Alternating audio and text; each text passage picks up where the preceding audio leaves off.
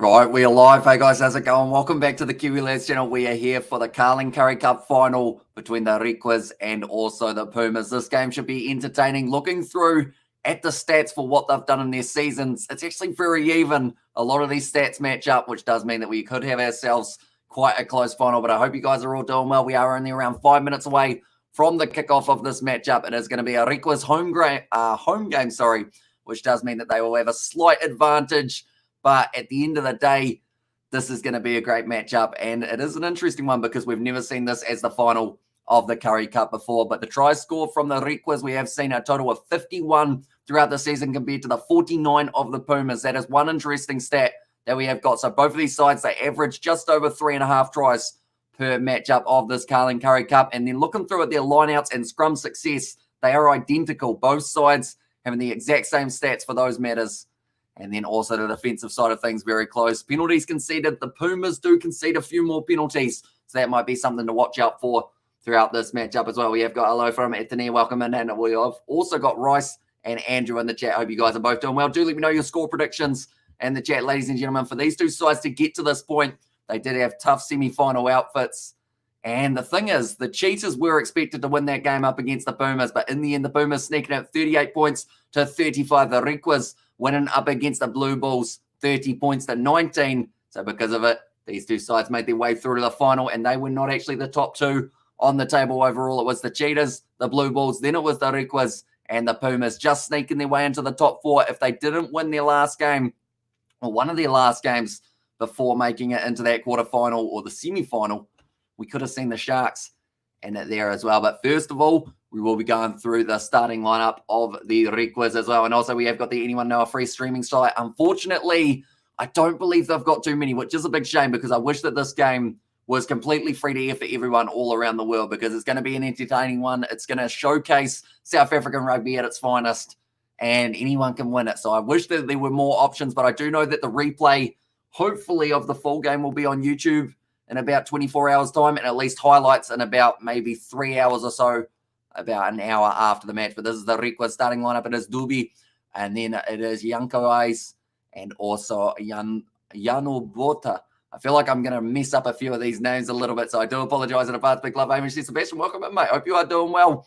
Haven't seen you for the last couple of days. I was actually a little bit worried. I know that it's like only a couple of days, but yeah, hope you are doing well. I hope you're excited for this matchup. Then it is going to be Lindsay and Pretorius as the locks, Gals, Sergio, and then Kuoma sorting in at number 8, Nkura at number 9, Zander Duplessis sorting in at number 10. Now, I asked George, who's going to score a try in this game? He had no idea who any of the players were, but he said that it is going to be Zander Duplessis. Does end up scoring himself a try, so we'll have to wait and see whether or not he is correct. But Luther Obi going to be out on the left wing, Yonka, and also Skamlashi in the midfield. That might be a little bit off, and also I can't charge it, says Italy, for the phone about to die. So that is unfortunate timing, definitely just before a Carling Curry Cup final. Hudson Berg out on the other wing, and George Whitehead has been having a very good season. He will be slotting in at fullback as well. And load shedding, says Jan Ray. And there, yeah, I've heard that there is a little bit of, like, that's the thing. The timing of it couldn't be worse for the ones who are experiencing load shedding at the time. Definitely if you're from either of these regions, would be a big shame. But yeah, the replay hopefully will be available for you guys a little bit later. It is Fori, Swart, and also Prinsloo in the front row. And then Slabbert and Kirkwood slotting in as the locks. Martins, Engelbrecht, he's a tough individual, Willie Engelbrecht. We'll be trying to run straight over the top of anyone who gets in his way. And then at number 8, they have gone Andre Faucher looking through at the back line now. Chris September at number 9. De Beer at 10. And then Faucher, the clerk, slotting in as the midfield. Mafura and also Styling out on one wing. And then Devon Williams slotting in as the fullback. These are the benches for this match as well. We have just listened to the South African national anthem. It's got me fired up for this match, and the power is out, says Anthony. And also, yes, guys, score predictions, says Andrew there. Yeah, be sure to give us your score predictions in the chat below, ladies and gentlemen. And hello, people. Says Paddy Wagon. I hope everything's all right, mate. Just got caught up in work. So that is good to hear that you are all right. Not so much with the work getting caught up, but hopefully you have been paid well for the extra hours that you have been putting in. And I hope you are excited for a little bit of rugby just around the corner. Looking off the bench, it's a tough one to just isolate about 2 or 3 players that I feel will be able to have a real impact. But I'd say Vasahi is one. And then maybe if I had to pick any player for the Requas, I think Mulder is going to have a decent game coming off the bench. as well. But like I mentioned, these two sides winning their semi-final outfits, the Requas beating the Blue Bulls, the Free State Cheetahs, they were defeated by the Pumas, 38 points to 35. And that is an interesting one because the Pumas, on average this season, have scored themselves 28.6 points. Of course, you can't get a 0.6, but an average, it goes to just under the 29, whereas the Requas have scored almost 32 points per game. So that could be somewhere around what we see for this matchup as well. But yeah, be sure to let me know your score predictions in the chat. Anyone who is new, be sure to leave a like and subscribe. The Requas by 10 is the prediction from Andrew there. And also Pumas for the win, says 123 MS. But yeah, it's going to be exciting. And also I'm back in the Requas to win 24 to 13 and haven't been following the Curry Cup at all this year. Don't even know where to start with a prediction, says Sebastian. And that's the thing, at the start of the season, if anyone said that the final was going to be the Requas taking on the Pumas, people would have laughed in your face because it has never happened before. Like, I think it's been, how many years has it been since the Requas have been in a final? The Pumas have never been in a final, I think, is the other side of things. So these two sides, to predict this would have been pretty much like fortune teller stuff. But these two sides, we know that they're going to throw absolutely everything into this game. See how they go. And also, hello, Sebastian, says Betty in there as well. But for me, I mean, I'm going to trust George, even though he didn't even know who Xander Duplessis was. He said he's going to score a try. It's rare for a fly half to score a try sometimes, but I think he's going to have a decent chance in this match. So we'll have to wait and see whether or not that will be the case. But I'm very excited, just making sure we are running smoothly. Big love, Betty.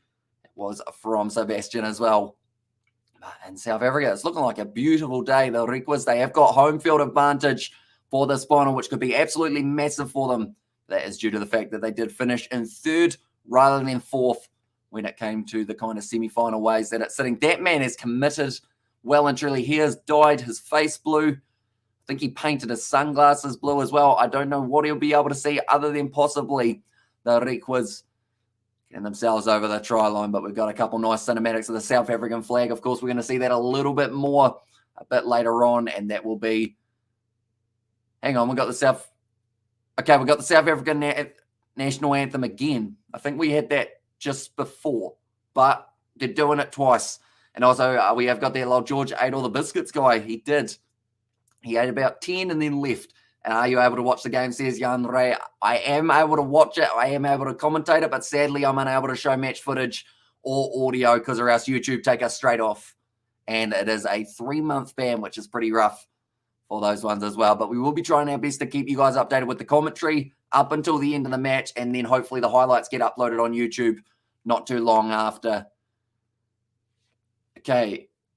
Just to confirm, we are doing the national anthem again. I just had to make sure because we did it just before as well. And also, what are you watching? So I am watching it on Sky Sport 1 here in New Zealand.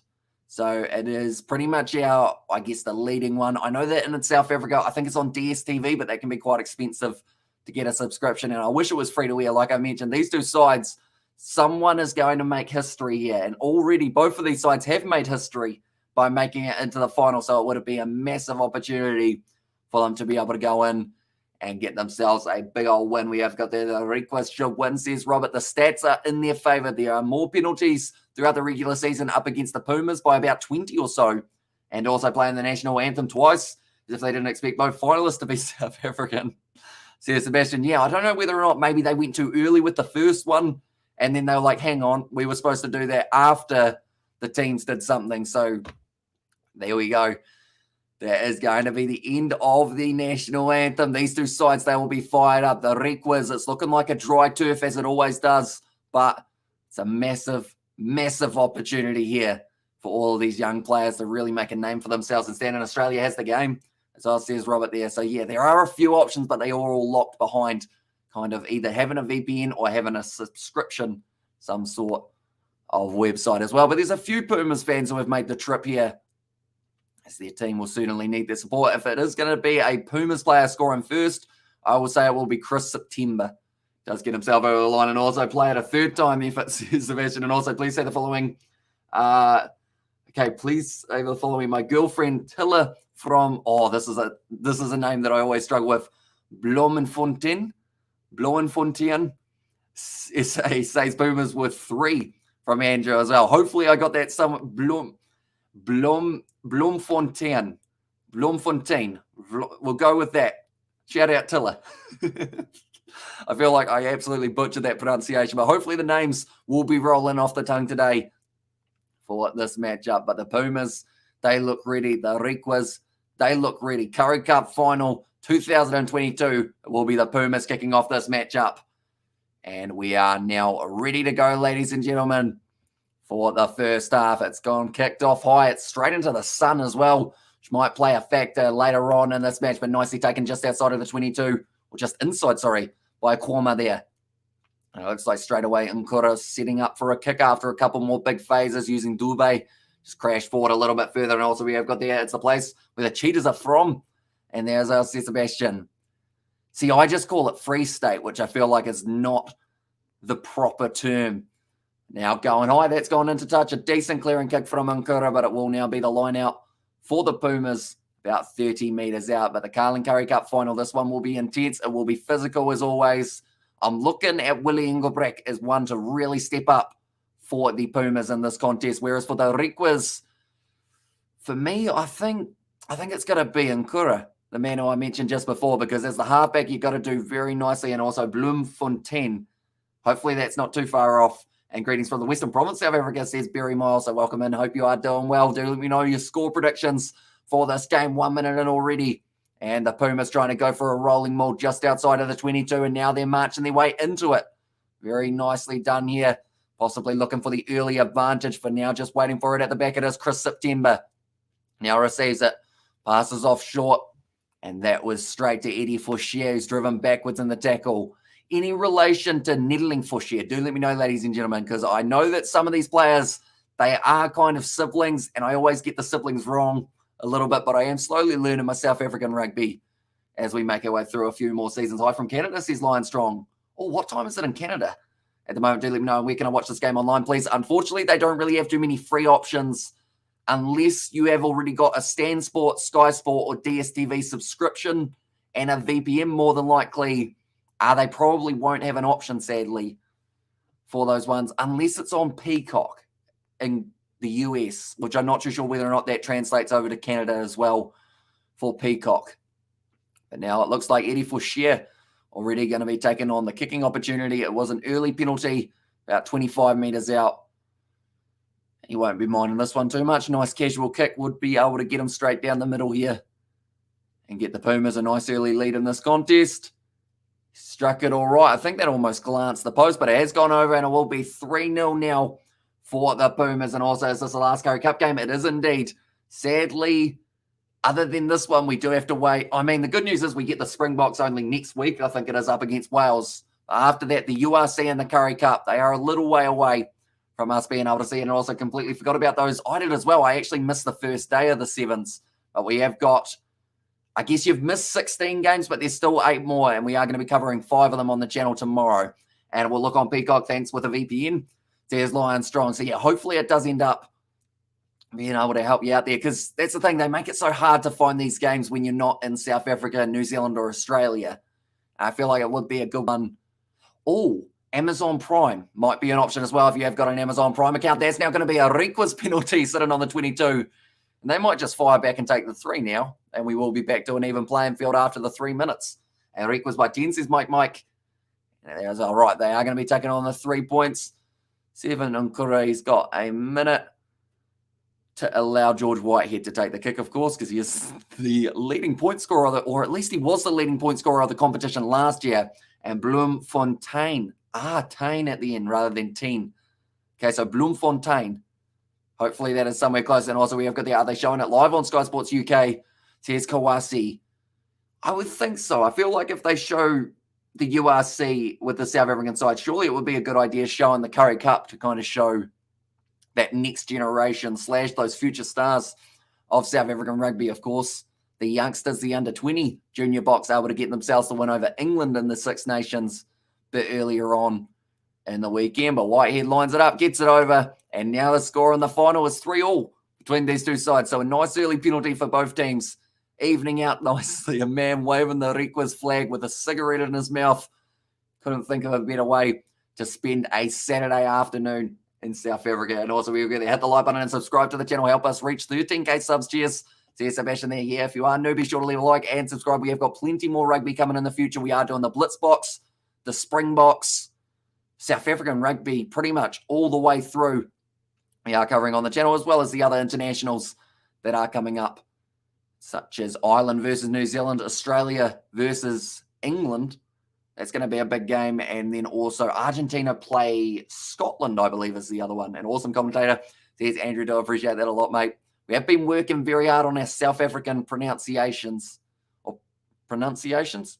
Maybe. I still can't say that word properly, but some of these names do roll off the tongue now, which is great news. Pumas with another line-out throw. The one Swart goes to the front. Taken nicely. And now, once again, that rolling maul is making meters just a little bit too easy for the Requas liking. That's going to be the penalty, though, in favour of the Requas. You can tell because the crowd just absolutely erupted. And it might have been joining the maul incorrectly that they got him for. Did they? What was that penalty for? Might have been coming in through the side, perhaps. Obstruction. Okay, so they're pretty unlucky one to have it a rolling maul, but now the Requas will be able to kick this one for touch and get themselves a bit more territory. It's a good kick as well. Going to be about 15 to 20 meters out now, and the Requas another good attack and move. Both of these sides, I mentioned, they average just over 3.5 tries per match. So it does mean that both of these sides, theoretically, a scoreline that would be exactly on the average is about 31 points to 27 for this matchup, and 13,000 spectators at the stadium full. Says Andrew Daniel, thinking of buying Rugby Challenge 4. Does it have all the teams? Says Xavier, are you buying it on PC, Xavier, or console? Because if you're on console, you can't actually get the modded kits. But if you are on PC, you can get the mods that allow you to have like the teams. That was almost a hesitant throw from the Requas, and it's been stolen now. The Pumas have got this one back. Fire back across. And it's looking like a good attacking move. Sebastian de Klerk it was. Passes it across to Mafura. So just outside of their own 22 now for the Pumas. And September looks to the short side, and he is going to the full back, who's just dropped the ball, unfortunately, there for Devon Williams. His first touch of the match is an unlucky one. It has gone down. The Requas have got the knock-on advantage. The left winger has to play halfback. Firing it back across, and this is where the Requas are dangerous when they start to get that width and they start to get those quick fly-on wingers down the wing. And also, I'm buying on PS4. Okay, so you will be able to get them from the fan hub. You just won't be able to get them from the, I guess, with the actual kits. But you'll be able to get the players downloaded from the fan hub. And there as well. But that's a big kick. That is too big of a kick. And Mafura is disappointed with that one. Wasn't able to chase it down, and it does go dead. And I also love listening to your pronunciation, Kiwi. Good on you. Says Ria van Staden. And hopefully they're not too far off. I do always love when you guys do correct me. If I have got little parts wrong of the names, do let me know. As I guess that is the best way to be able to learn, is really hearing it and seeing how it is pronounced and just slowly kind of putting it all together. But 8 minutes through, and July 2nd is a huge day for your channel. It is indeed. I think we have got probably about 7 or 8 live streams worth of rugby, and they're going to be all big international fixtures. Going to be loving it. And my voice probably won't be. It will probably be gone. And also, we can watch this game live online. Says Delia, which country are you in? Delia. If you are in South Africa, I believe DSTV, sadly, is the only option that I know of. Other than that, I think it is pretty much all through subscription-based type things, which is a shame because no one wants to have to pay for a subscription when they only want to see the final as well. I feel like it should be free after a while in South Africa. So, yeah, I think it is going to be just DSTV, but the highlights should hopefully be on YouTube in about 2 hours, somewhere around there, hopefully. And also, what else you got today, says Kwasi? So later on today, we are going to be doing the sevens that has taken place, the Oceania Sevens. And then after that, we have got the State of Origin match between Queensland and New South Wales kicked in behind, and it's a territory kick. Goes just outside of the 22 for the Requas. And the Pumas now have got themselves another line out. 9 minutes into this game, pretty even between these two sides in the early stages. And I agree, Brew, says Delia there. But yeah, at the end of the day, I was having this discussion pretty much every live stream now, which is if it's going to be a full stadium, like a sellout, surely there should be some sort of thing that allows, either a replay a couple hours after the match is played on TV or online. I like what the Gallagher Premiership did though, because they ended up going with, they actually showed the Gallagher Premiership on the Gallagher Premiership YouTube channel about 4 or 5 days after the final had taken place, and it was great. They had few people watching, and I feel like that would be massive if they decided to do that for the Carling Currie Cup as well. But now Whitehead going for the kick in behind, looking for the 50-22, although it's not quite going to curve the way that he needs it to. Of course, with the dry turf, does make it very tricky to make the pull or the ball pull up exactly where you need it to. Downfield, great kick there from Tynus de Beer. And Leka Kiwi as well, says Ziggy, and also no free URC final, no free Currie Cup final. Greedy bastards, then broadcasters. Says Sebastian there in July 2nd, Australia and Tonga, or Australia A, Tonga, Fiji, Samoa playing in the morning, and then Ireland versus ABs, England versus Australia, then South Africa versus Wales. And there as well, says Xavier. And then there might even be a Scotland versus Argentina thrown in there for good measure as well. And also South African politics is terrible. SABC doesn't have any money, says Reina there. And the Premiership put all games on replays on their website on the Monday after the games. And yeah, I guess it's just a strategic way of keeping people intrigued in the competition. And also this game is too fast. It's going very quick. Like, I'm pretty much speed talking flat out here. And every time another player is just crashing the ball up, it's going to be going off to Nkura. That's a drop ball. Now the Pumas have been able to turn it over. Going for the kick in behind. Maybe this could be a 50-22 for Eddie Forshire, waiting for the bounce of the ball. Nicely taken there. And Ionka did look like he well and truly had that one under control, but now a bit of a counter ruck coming, and it's a penalty for the Requas. Considering taking it quickly was Nkura, but I believe they will slow this down and kick it into touch. And bro, your pronunciation is thumbs up. And after the game, are we gone Bry in South Africa, Andrew and Tiller? And there's us, says Andrew. So hopefully you do enjoy your Bry, mate.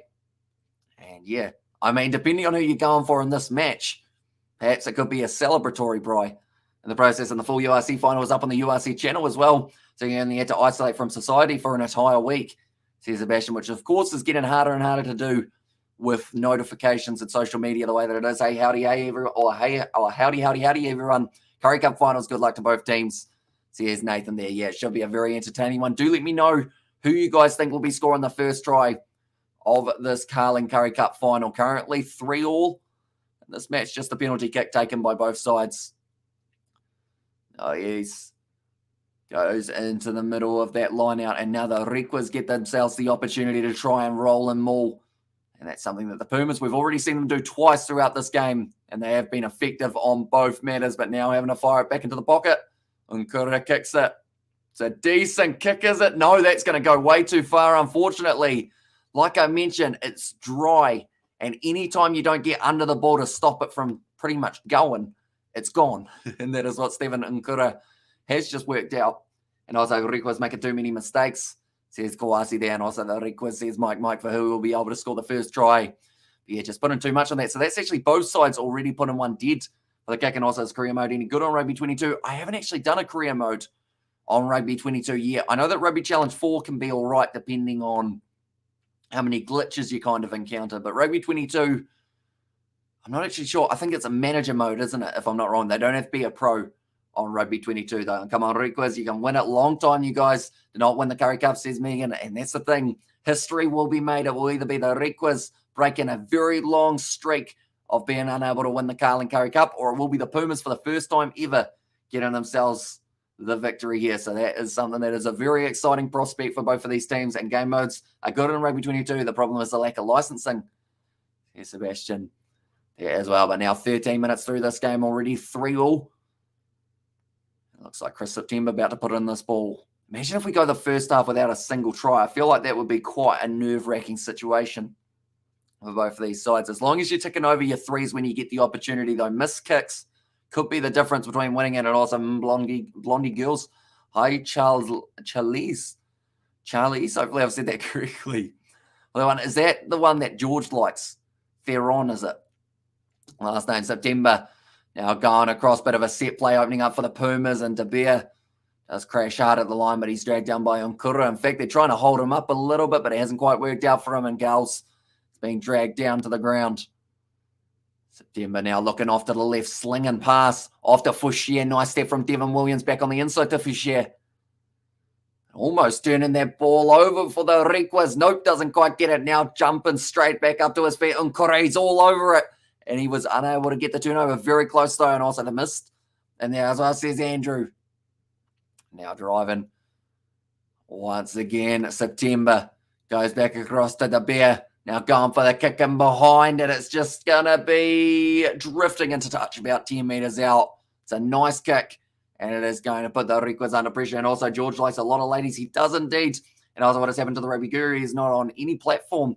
So here's my path. Pretty much, he did end up getting a copyright strike from a Super Rugby live stream about a week ago or so. And because of that, it does mean until that copyright strike gets removed, he's not actually able to stream. And I think because of that, he's decided not to do any videos either in that process till it gets removed. And I was like, boom, so the win, says Mark. But I did talk to him a few days ago about it. That's a big mistake for him. The Requas dropping that ball only a couple meters out from their own line now. And Kura goes back to George Whitehead, who has no option but to just kick that one for the touchline. And he has been able to find it effectively. And also, well, there's a pathetic from the Requas. And Pumas for the win, says Mark there as well. But yeah, massive mistake. And like they're saying, pressure can do strange things. And for Kwama here, it didn't work really. He just went straight through the hands. And also, Yoma Man says, the Ninja Dude, welcome in, mate. Hope you are doing fantastic. Hope you are excited for the Curry Cup final that we have got ourselves here. Getting ready to throw this one in. That's a very wonky throw for the Pumas. Unfortunately, either one, Swart has got that one wrong. Now, because of it, it is going to be 16 minutes through. And I should mention that both of these sides had the exact same line-out success and both had the exact same scrum success going into this match. So they're actually extremely evenly matched. The Pumas give away a few more penalties than the other side, though. And the Requas, they do score more tries and more points per game, which is an interesting one. And also, my bro, there was also England versus New Zealand. Third test day 3 says the Ninja Dude. Yeah, it is going on at the moment. Last I saw was Johnny Bairstow getting 150, which was incredibly impressive. And currently New Zealand batting again. And I see that Will Young, not too long ago, did end up losing his wicket. And great team, says Johan. And there, but yeah, two sides who absolutely have shown that if you got that determination throughout the regular season, you can get yourself towards the final. And all you got to do is win those semi-finals and you make their way through. Because that's the thing. They were both ranked 3rd and 4th. And they've gone on to make it to the final. It is going to now be going down in the front rows. Scrum reset. These two front rows, though, you're looking at Dube, A's, and also Bota up against Forey, Swart, and also Prinsloo. And PS Fact, Victor Matfield, former Springbok player, made his debut in the Requas. I didn't actually know that. I know that he ended up presenting the URC trophy with Cheslin Colby, I believe, when it was the Stormers versus Bulls, and it was an all-South African final for the URC, all-South African final, of course, for the Curry Cup. And I think both of them are going to be played of the highest standard of SA rugby. And currently, that's the thing, the Blitz box, the Springboks, they will all be liking seeing all these wins coming around the corner for them, definitely with competitions coming up soon. Blitz box, they've got the Commonwealth Games just around the corner, and also alongside that, or is it actually the Commonwealth Games? They might be, or I know we've at least got the World Cup coming up, and also I'm getting bombarded by a mosquito. And there's Sebastian also in day 3 and 4, they take the wickets, and in day 5, says the Ninja Dude, and come on, Requas, you can do it. And there's hard for me to pick a winner, guys. Says Johanna, it's very tough to pick, and Willie LaRue also started at the Requas. My grandfather played for the Requas, but long ago. Says Jan Ray, was he involved in their win out of curiosity, or was that maybe a little bit before he was playing for them? Do let me know, Jan Ray. And also, how popular is rugby league in New Zealand? It's not it's kind of popular, but it's not as popular as rugby union. But the Warriors, they're going to have their first game at home in about 2 years or something, which is going to be a pretty epic one for them. It's a good kick to touch from the Requas after the penalty. They did go down in the front row. I believe that would have been Prinsloo who did go down, and he wasn't too happy about it in the process.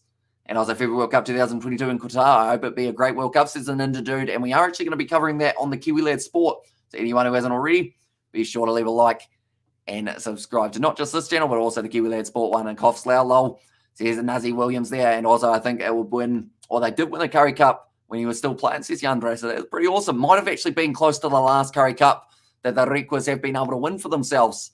So they'd love to be able to add another one. They're going back for the penalty. And Kura, once again, runs to the mark. He always looks like he's just about to take it quickly, but always decides against it. Willie Engelbrecht, the man penalised there. And like they're saying, every point crucial in a final. And go the Warriors, says Nazi Williams. And there's all right, George Whitehead, he has decided that he wants to go for the 3 points, probably about 44 out on the angle here. And also hosting Haim, what is her name? Sorry. What is her name, says Gerard. Unfortunately, I don't think I actually caught the name. Someone in the chat may know, though, for who did sing the national anthem at the start. And also Healy says Heinrich. And also 9th of July, Springboks versus Wales in Bloemfontein, sorry. South Africa, Toyota Stadium at 5. We will be there, advice says Andrew, and we will be covering it on the channel as well, ladies and gentlemen. Even though it's a random hour of the night here in New Zealand, we are still going to be doing that matchup on the channel as well. But 20 minutes through, about to line up this kick for George Whitehead. It would be a good one to get, and he's kept it nice and low and down the middle as well. And the Requas now taking the lead, 6 points to 3. I mean, hello, says Heinrich. And also, I will also be going to watch that game, says Jan Ray, and also coming the Blue Pumas. I have a red ball on this game, says Tricia. And also, damn, I miss Gareth Mason, says Kawasi. Yeah, that's the thing. It's going to be the first Springboks game that we see since he did pass away, which is going to be a pretty tough one. But yeah, there's not a lot of rugby YouTubers at the moment, and Gareth was certainly one of the first ones. And also, well done, brother, for this. I'm a Safa, says Kirsten there. So hopefully my pronunciations of the names aren't doing too badly, but this is now going to be Kwama. Driving 15 meters out from the line. Because what time is it in South Africa currently? It must be an afternoon game, isn't it? If I'm not wrong. Because we are currently sitting 1:26 a.m. here in New Zealand. And you're a great save, says Kirsten there. And also we're playing Italy on the 1st of July. Heard the stadium was sold out, says Sebastian. So is that for Romania, I assume? I wonder if they're showing that one in New Zealand. If they are, maybe we'll have to try and do some commentary of it. And 3 p.m, sir, says Kirsten there, and also 3:25 says Jan Ray, and also it's me, Etany. I'm using my dad's old phone, and also afternoon, yes, Saturday. There's Andrew there. So yeah, that's the thing. What is everyone's plans for the Sunday? Other than maybe I have actually heard that it's quite popular to braai on a Sunday, and I think that's just from how much rugby's been on that everyone's always been talking about either having a braai on Saturday night or Sunday. Seems to be the day to go for it. And also we agree there 3:30 in Cape Town. It's 3 o'clock in the afternoon. Says Johan there as well. And also Cameron is here. Welcome in, mate. Hope you are doing well. And Vitamin Green has said 3:27. Nice attack and run there. Beautiful offload as well. And this is a good attack and run now for Daniel Martins. Finds the pop pass up. Brilliant run from the Pumas. Moving up to 22 meters out. September. Going back across to, it was Forry. No, driving nicely. Willie Engelbrecht. Nice wide cutout pass. You'd have to say it was close to 4, but if it's not, it's a try for the Pumas, and it will be Devon Williams who gets it if they do say that it has gone back. And also, we have got there, my phone is charging power back on, and also we bright every day, says Vitamin Green for that. And also, 3:30 on Saturday says it was Lorinda. So the crowd aren't happy with the strike, Devon Williams, but it's whether or not it's gone forward or back, and I believe they've said that it's gone back. And because of it, we will add that to the try scorers list, and it's going to be none other than Devon Williams. Okay, we don't actually have a side-on camera angle, I don't think, so that might help for them here. But Devon Williams has been able to score that one. It was in the 32nd minute. That's a lie. It's the 22nd. Surely we're only 22nd minute in. The fact that he took it and had to juggle it forward, I think, made it look a little bit worse as well. And also, it's a pot on a Sunday. Devon is very good. And Bryce Saturday, pot Sunday. Says Johan there, good movie, no wokeness in it. And 3:30 on the Saturday, says Lorinda. And also, we have got there try for Los Gringo Pumas. And cheers, Sebastian, says Nathan. But that is a very good try to have now. It will be Eddie Fouchier. We're lining up this kick. It's got 34 from 51, so 67%. So not the highest in the competition, but also not the worst. So he will be hoping to back himself to get this one straight over as well. Eddie Fouchier from about 35 out, right near the right-hand touch line, I should say. Taking his time, wants to make sure that this one goes over. We are only a total of 24 minutes through. Fouchier, it looks like he might have left that one a little bit to the left. In fact, no, he didn't. It did come around nicely. And that is going to be kicked over. Score now sitting 10 points to the Pumas and 6 for the Requas. And also we have got their high, says Amelia. And also, can't you just pick up a console remote and stream the game for us? I know some people did this before. Do not get removed from YouTube, says Yandre. Sadly, even without showing any match footage or audio, we have actually received copyright strikes in the past for even having the same title as someone who was doing the streaming. So it's very risky, and also it's kind of like getting fired from our job for 3 months if they do take us down. Because, this is our full-time thing that we do on the YouTubes. And also Go Pumas says, Delia there and come on, Requas, long time. You guys did not win the Curry Cup. Now it is your time to shine today. And also, hello, Hamish. Hope you are well done. Or we have got there Pumas to take it, says Andre. And do you do exercise, my bro, says the Ninja Dude. Not as much as I should, but I am slowly getting back into it. And the pronunciation for Requas is actually Greek. Like the Greek live in Greece. When I was at the rugby, therefore Greek was. So it's the Greek was. Okay, I see. And also we have got there, come on, dude, this is Africa, no copyright here. Says Kristen, I have seen channels taken down. I wish I could show it, but yeah, they were pretty much like, they wouldn't hesitate to take us straight off. And also we have got there, do you know if Guru Ban has lifted, Hamish? Not yet, I don't believe. I think he has still got it for a little bit longer, and it can kind of take about 2 weeks or so. Now, the Greek was, once again, it's a good low tackle made. Once again, though, leaving the hands of Kwama. And that is going to be going back for the original advantage, and a little bit of push and shove at the moment between the Griquas and the Pumas as well. So it looks like the tensions are starting to rise for the final, and also feel like sharing a game link. Here's Sebastian. Yeah, as well. And also, my name is pronounced Delia, not Delia. Okay, so it's Delia. Hopefully I've said that correctly. And also, do you react on Funny Spice ASMR eating mukbang channel? She makes funny sounds. Says the Ninja Dude. I have not in the past that I know of anyway. And who knows, maybe one day could do a reaction. We have actually got a Kiwi Lads Reacts channel, but George Whitehead this time favouring the kick for touch. 26 minutes through currently, and it is going to be the Pumas once again who are under pressure inside of their own 22. The crowd attendance for this match, 10,988. A pretty decent amount that they were able to get for themselves. And also, we have got there, you awesome dude, says Delia there. And also, you're not a samurai, says Kirsten there. Well, that one, but that is going to be a mistake from the Griquas. And now double knock on. The Pumas will have the scrum feed, though. I haven't been all right. I haven't been all right as much as I want to be. The last 48 hours have been pretty overwhelming for me, says Amelia. And there's also, hopefully you are starting to feel a little bit better after the weekend. Are you currently, is it school holidays currently for yourself, Amelia, or is it after school holidays? I really suck at working out when school holidays are now. I think we are currently coming onto school holidays or off them, and also El Savas in favour of a game leap, right? All Blacks in the chat. Sebastian also quality rugby. Ain't that great there? Look at the lineouts, says Kawasi. But yeah, the thing is, looking at the stats for their season, normally lineouts are 86%. I don't know whether or not that is a high stat for the season, but penalties against both of these sides is normally over 10 per match. And give a shout out to my future husband, Berend. We're getting married next Saturday, says Delia. So hopefully it is a smooth running wedding. What type of wedding are you going for? Is it going to be like a small gathering, or have you got like a big occasion planned for it as well with like a huge hall and whatnot? Do let me know. And also, I'm just really shocked that no one of the big teams went through to the final as a school holiday started yesterday. Okay. Into the South African holidays. So 3 weeks or 2 weeks, Andre, for your school holidays? Because it gets kind of the mid-year, or is it actually the 6-week break? It's one of them. Not too sure. And also, we're going to lekker Brent.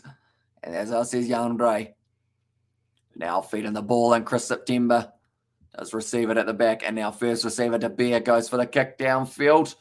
He's got a decent bit of a strike on that one, but now taken by Hudsonberg, one of the first runs we have seen from him, and he goes straight through. Brilliant low tackle, though. That is a try-saving tackle from September, but it's not over yet. The Requas once again going for the good attack and play. Unkura under huge amount of pressure at the breakdown, but now bumping off a tackle. Still going for it as goals.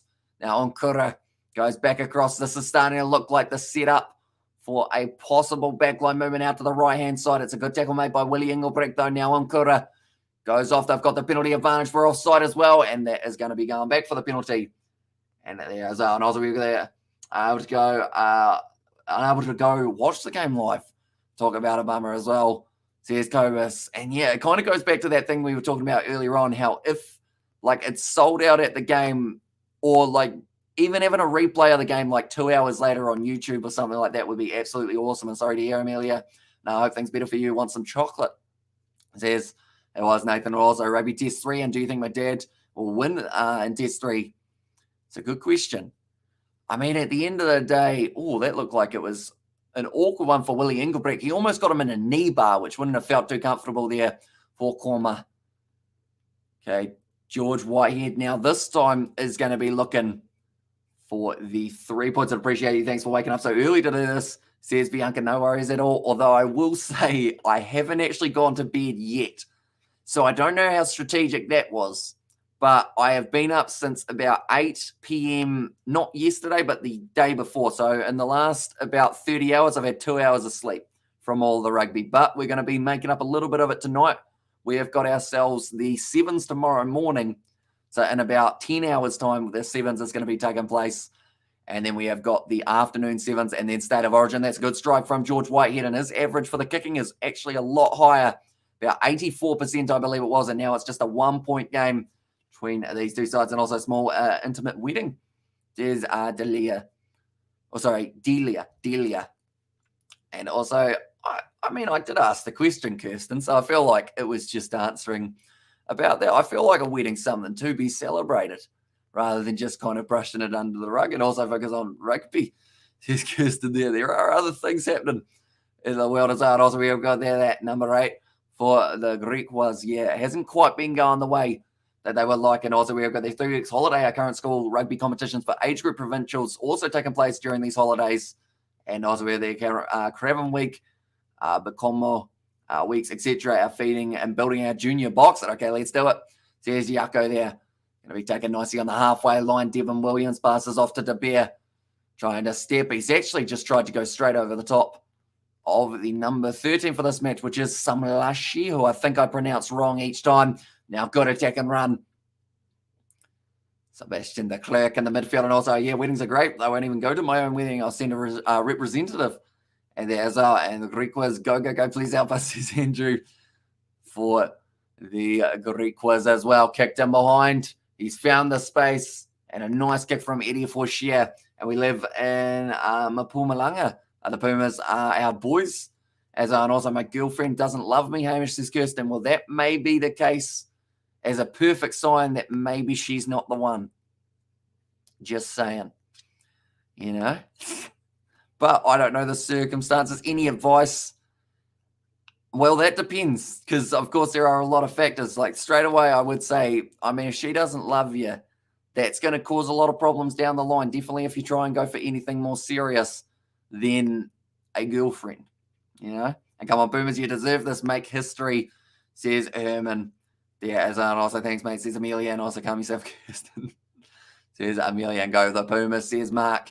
And next one, my bro, is Nathan as well. But currently the Requas, they are sitting 1 point behind in this game. 32 minutes through, it has been absolutely flying by in this contest. And also we have got I can't help noticing how interested everyone is in the game, says Vitamin Green. I think it's because we have only had just the one try so far for Devon Williams, and it has been a bit of a feeling out process. But I think the second half is certainly going to start going well and truly upwards. And I was like, how are you, man? Who do you have winning? For me, from what I've seen in the early stages, I would say the Pumas, but I think the Greek will be able to win it in the end. And also, you got this, buddy. Here's a Nathan to Amelia as well. Fire back into the pocket to George Whitehead. His kicking is going to be the big difference, I think, in this one. I've been 25 or soon been years since I went to a wedding. Last one was in 2014. There's no mum there. And now running straight through. Brilliant run from Sebastian de Klerk. He's been lined up on the 22 there, but now September recycles quickly, going short side. Devon Williams stepping nicely around Kwama, who's had a really tough start to this game. He's had handling errors, he's had missed tackles, and now the Pumas, that might have been a small knock-on the ground. They may go back to check that one if there is a try score, but currently only a few meters out from the line. Swart recycles that quickly back to September. Now to De Beer. De Klerk on the outside. Nice run from the big lock. That's actually Kirkwood's first run. Willie Engelbrecht almost goes into touch. Keeps it alive, though. Sebastian de Klerk lined up low. And currently the Pumas, there seems to be quite a bit of scramble defense going on for the Griquas now. Big run forward from Prinsloo. And also my first team is the Sharks, but I back the Griquas today. Hope they are hungry enough to win this one. Says Cobus de Klerk is on. You're a legend, Hamish, says Russell Dodd. Or Dold. Hopefully I've said that correctly, but I do appreciate it. a lot. And we have got plenty more rugby. And also sleep when you're dead, man. Mate, says Bianca. I guess that is true. But yeah, probably should sleep at some stage. But that's good news. We are going to end up probably sleeping between the interstate of origin for like a good 15 hours. And then we're back in for the Māori All Blacks taking on Ireland. And also the Provincial Shield game coming up. And go Puma, says Dominique. And there as well. And also, please don't read my last comment. And there's all right. I will try my best to avoid that one, I guess. That one's going to be the penalty now to the Pumas. So it was good defense from the Griquas to be able to keep them out for long enough, not allow them over the try line. But with 6 minutes left, this is an easy 3. I had a girlfriend like that once, and I missed the 7 game. Says Heinrich there as well. And as it's the year of the underdogs, the Pumas should take this one. It looks like they want to extend their lead just a little bit more. Second half, Pumas is going to take it away and lift the cup, says Mark there as well. We will go like this, and we will go like that. There we go. Hopefully my scoreboard is going to be behaving itself. But like I mentioned, this first half has absolutely flown by. We have only got about 45 minutes left, if not less. Or no, it has to be more. 45 minutes left minimum of this Currie Cup, but that has gone over, and that will now make the score 13 points to the Pumas and 9 for the Griquas. So we've seen a lot of penalties in the early stages. Everyone has taken them when they get the opportunity. Just the one try so far in the 22nd minute for Devon Williams. Eddie Fouchier gets it straight down the middle. No problems there for him. And Isaiah de Klerk played for the Pumas from 2012 to 2015. And also Hamish, you going to Sky. So not that I know of. They haven't talked to me. So I doubt it at this stage. But that's the thing. The thing that I love about this commentary, that's gone out on the full. That's a shocker for the Griquas and not what they needed right near the end of the first half. But yeah, the thing I love about this format rather than the more official format is I can chat to you guys throughout the match. And like in the commentary box, you don't really get that. So you don't really have that community type thing. But at the moment, they are just showing George Whitehead play for the Southern Kings in 2013.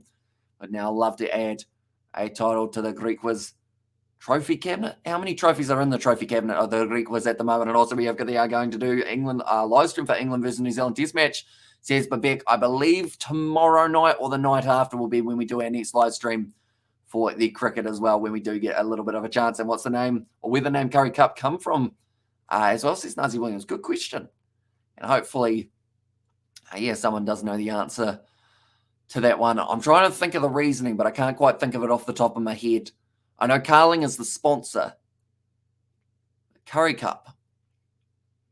It's gone down in front row penalty on the halfway line for the Pumas. Once again, screw Sky Man. You can take this for far enough. Says Vitamin Green there. And yeah, you just kind of lose that connection, if that makes sense. It's kind of a weird way of describing it, but without like you guys, it's just me pretty much chatting to myself about the game, and it's just not the same. So we have got there, someone will pick you up, hopefully not my girlfriend, says Kirsten there. And also go Pumas, says Herman. And also Jimmy, says Yucko. Kicked downfield by it was De Beers. So they've only got another 3 minutes left of this first half. If they score again, first game's played in 1989. Jeez, it's been a while, hasn't it, for the Currie Cup. But that's the thing, to have a competition run for so long, like, that is incredible in its own right. But the fact that it just keeps on going, and also we have got there Jimmy, community type thing. And there's says Yako. And the Pumas as well in the chat. But now Edouard Swart about to throw on this one. 20 metres out from the line here for the Pumas. And still another 2 minutes and a half in the first half left of this final. That was an awkward way of falling. It's going to become the penalty for the Pumas. And they may consider taking on the 3 here as well. Oh, no. It's once again going to be Sibabalo Kwoma who has been penalised. He's probably going to be lucky to get to come back out on the second half because he has given away a lot of penalties. He's had a lot of mistakes, and he has also dropped the ball quite a bit throughout this matchup. And Pumas just keep the pressures on the Griquas. And I was like, yeah, there's Gradvin as well. Didn't quite work out, though. And the Pumas, they actually go for the corner here. And Curry dishes from Durban. There's Yako. And the Panther versus the Orcs. Uh-oh. There's the first yawn of the night. That's not too bad, actually, for 1:45 a.m. in New Zealand. This is a very good rolling ball for Swart at the back. They can get it to kind of creep forward, which it does. He just runs. And that's going to be the second try of the match. And it is Edouard Swart who does end up scoring it for the Pumas. And that is not what the Requas would have been wanting at this stage of the match. Edouard Swart was able to score it. I saw that, says Kirsten, and also love the streaming. We have current power failures in our area. Only way to listen to the match. This is awesome. Thanks, says Lorena. No worries at all. And yeah, we are trying our best to cover as many games of rugby as we can, whether it is South African rugby, New Zealand rugby, provincial rugby we have been working on as well. And then also other sports. We have got the Kiwi Lad Sport YouTube channel, which we have got up and running. And we actually did a little bit of rugby league earlier on. And Griquas is Orcs. And also the Pumas are the Panthers. Another yawn. We've got to get rid of those before we go into the second half. But 39th minute through this game, and it is the second try of the match for the Pumas. And also we have got the Police Give update on position in the field. So currently they did cross the try line, and it is now going to be Eddie Fauchier. He has got himself a decent chance being able to line up this one. He's actually sitting 100% for the kicking today. And as I agree, Linda, stupid load shedding. Yeah, worst possible time when it is a final coming up. And they decide that that is the time that load shedding needs to take place. And also grab some coffee at halftime. Says it was Delia. And also we have got there. Hopefully we'll see soon see the Indigenous South African team play the Māori All Blacks. Okay, that one has missed. I did jinx him for saying that he had 100%, but that will be halftime between the two sides. And the score will remain 9 points to 18 in favour of the Pumas. There we go. That is a good start to the match for the away side. And also the Pumas and also Currie Cup dates back to 1981. It is regarded as the cornerstone of South African rugby, says Cobus de Klerk. And also I hope the Pumas win. They have never won a Currie Cup, says Halowitz. And also the other side of things is the Griquas have not won one for a very long time as well. At the end of the day, whoever wins this is going to be making history. And also Raha Bear. And there as well says Lorinda. And also we have got there Sir Donald Curry. Was a Scottish ship owner, politician, and philanthropist.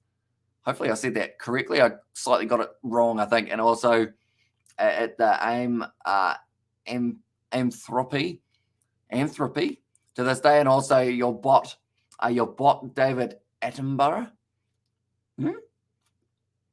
And yawning is unsettling, says Yako for that one. Wait, am I the David Attenborough? Maybe. I mean, I used to do a decent David Attenborough kind of voice, but I don't know whether or not I've still got it in me. Unfortunately, I feel like it might have left the system a wee while ago. Plus, I feel like rugby players would get annoyed if I called them rare species of mammals. Currently halftime in this match. We're going to get some stats to do with that first half, see exactly how this match is sitting for the first one. And also, it's the same trophy to this day. So here's a roll off there. So, I mean, credit to who created the competition, of course, but credit to whoever built the trophy as well. If it's still the same trophy, that was built to last, and it's done very well. But the position in that first half did go 55% in favour of the Pumas, 59% territory for the Griquas, though. And they did actually have less meters made, even though in the first probably 5 to 10 minutes, they were having a lot more of it. And also, we have got there the chat during the Kiwi versus Tonga game was a crack up. So yes, Trevor there. And we are actually going to be doing State of Origin tomorrow night. So that will be a very interesting chat in that one as well. But defenders beat them 5 for the Pumas, 4 for the Griquas. And then also clean breaks 3-0 in favour of the Pumas. 5 offloads made by the Pumas. So they are doing a few more of those throughout the match. And also tell me another Orcs story. And also rugby players are fine specimens, says it was Delia. And there we go, Pumas, says Julius. And tackles made actually relatively even along the same lines of 86%. And load shedding Guru, says Julius. Yeah, it seems like the worst possible time to have load shedding and also built to last or Eiffel funds, one or the other, says Sebastian there as well. Although I guess it's one of those ones, tape will only do so much, won't it? Ruck success actually 100% for the Requas. Goal kicking success 100% for them as well. But the line-out success, one side and the Griquas have lost 2 lineouts, and then on the other side of things, the Pumas, they have lost themselves 1 in the process as well. But the 2 tries being scored early on, Devin Williams getting it in the 22nd minute, and then Edouard Swart scoring just before the end of the first half, and that was in the 39th minute off a rolling maul, which does seem like one of the more dangerous aspects of the Pumas game throughout this final. And they will be looking to continue that in the second half with a 9-point lead as well. It is a very, very nice lead to have, definitely in finals rugby, because at the end of the day, the next penalty that goes the way of the Requas, they will have to try and decide what is the plan. Do we go for the 3 or do we go for the possible 9? Or not the 9, but the 7 would be a good start for that one. But Willie Engelbrecht, they are just showing that wide cutout pass from the Bear out into the hands of Devon Williams. He did score himself the first try of this final as well, and he's a relatively happy man in the process. Devon Williams was slightly out in front of him, but he took it beautifully. And also blue, red, white versus pink. And come on, people, hit that like button to say thanks to Hamish. There's a Russell there as well. Yeah, anyone who hasn't already, be sure to leave a like and subscribe to the channel. It is hugely appreciated, you guys all being here for this live stream as well. And what we will quickly do, I will get you guys the link to the Kiwi Lad Sport channel if you do want to check that out for some more of our commentary that we will be having coming up. Tomorrow is actually when that will be taking place. But on the main channel, we have got some 7s that is going to be coming up, and we will be covering that on this channel. And then the State of Origin is going to be on this channel that we have just put the link to in the chat. And Tom Latham has actually decided to have one good batting innings in the series. Good on him. Says Sebastian Ross is sitting here with my dad on load shedding, watching your live chat. Nice. Says Arno there. So yeah, load shedding seems to be quite, I guess, broad at the moment. Unless, are you guys all from the same region? Do let me know. But yeah, it seems like a terrible time to have load shedding when there is a Currie Cup final going on. But so far, been relatively even. There have been 2 tries for the Pumas. So that actually means that both of these sides throughout the season have now scored 41 tries apiece. Or 51, I think it might actually be now. 51 tries each. Can't split them at this point in time. But by the sounds of it, the commentators are saying that they need to capitalize on the opportunities. And something is wrong, says Heinrich. And also, do you broadcast horse racing as well, says Bebop Williams. I do not, but I have been told that I possibly should because of the fact that I talk at about 1,000 miles an hour and don't normally breathe too often. But also, I have been told that if I want to sell a house, a bit of an auctioneer job could be available for me in the future as well, if we decide to go down that path. I feel like horse racing would be quite fun, though, because I feel like you can just rattle off 50 words per second, and it's like accepted in horse racing, if that makes sense. Normally, rugby commentary, you want to be a little bit slower, but I kind of just completely blow that out of the water. And I was like, never mind, says Heinrich. And there was, and also, we hear from Cape Town load shedding is a big schlep, and there says Arno. That one. But yeah, hopefully you are able to watch the replay once the power does come back of this game, either on YouTube. Hopefully someone uploads the full match, or you've got the option of the highlights on the Currie Cup YouTube channel, I think. Or is it the SA Rugby YouTube channel, possibly? And the cup was donated by Sir Donald Glover Curry, and Greco-Lam West was the first Reese. And there, as I says, Julius, and also we have got the damn SA, says Kwasi, and also it's the Durban, July next week.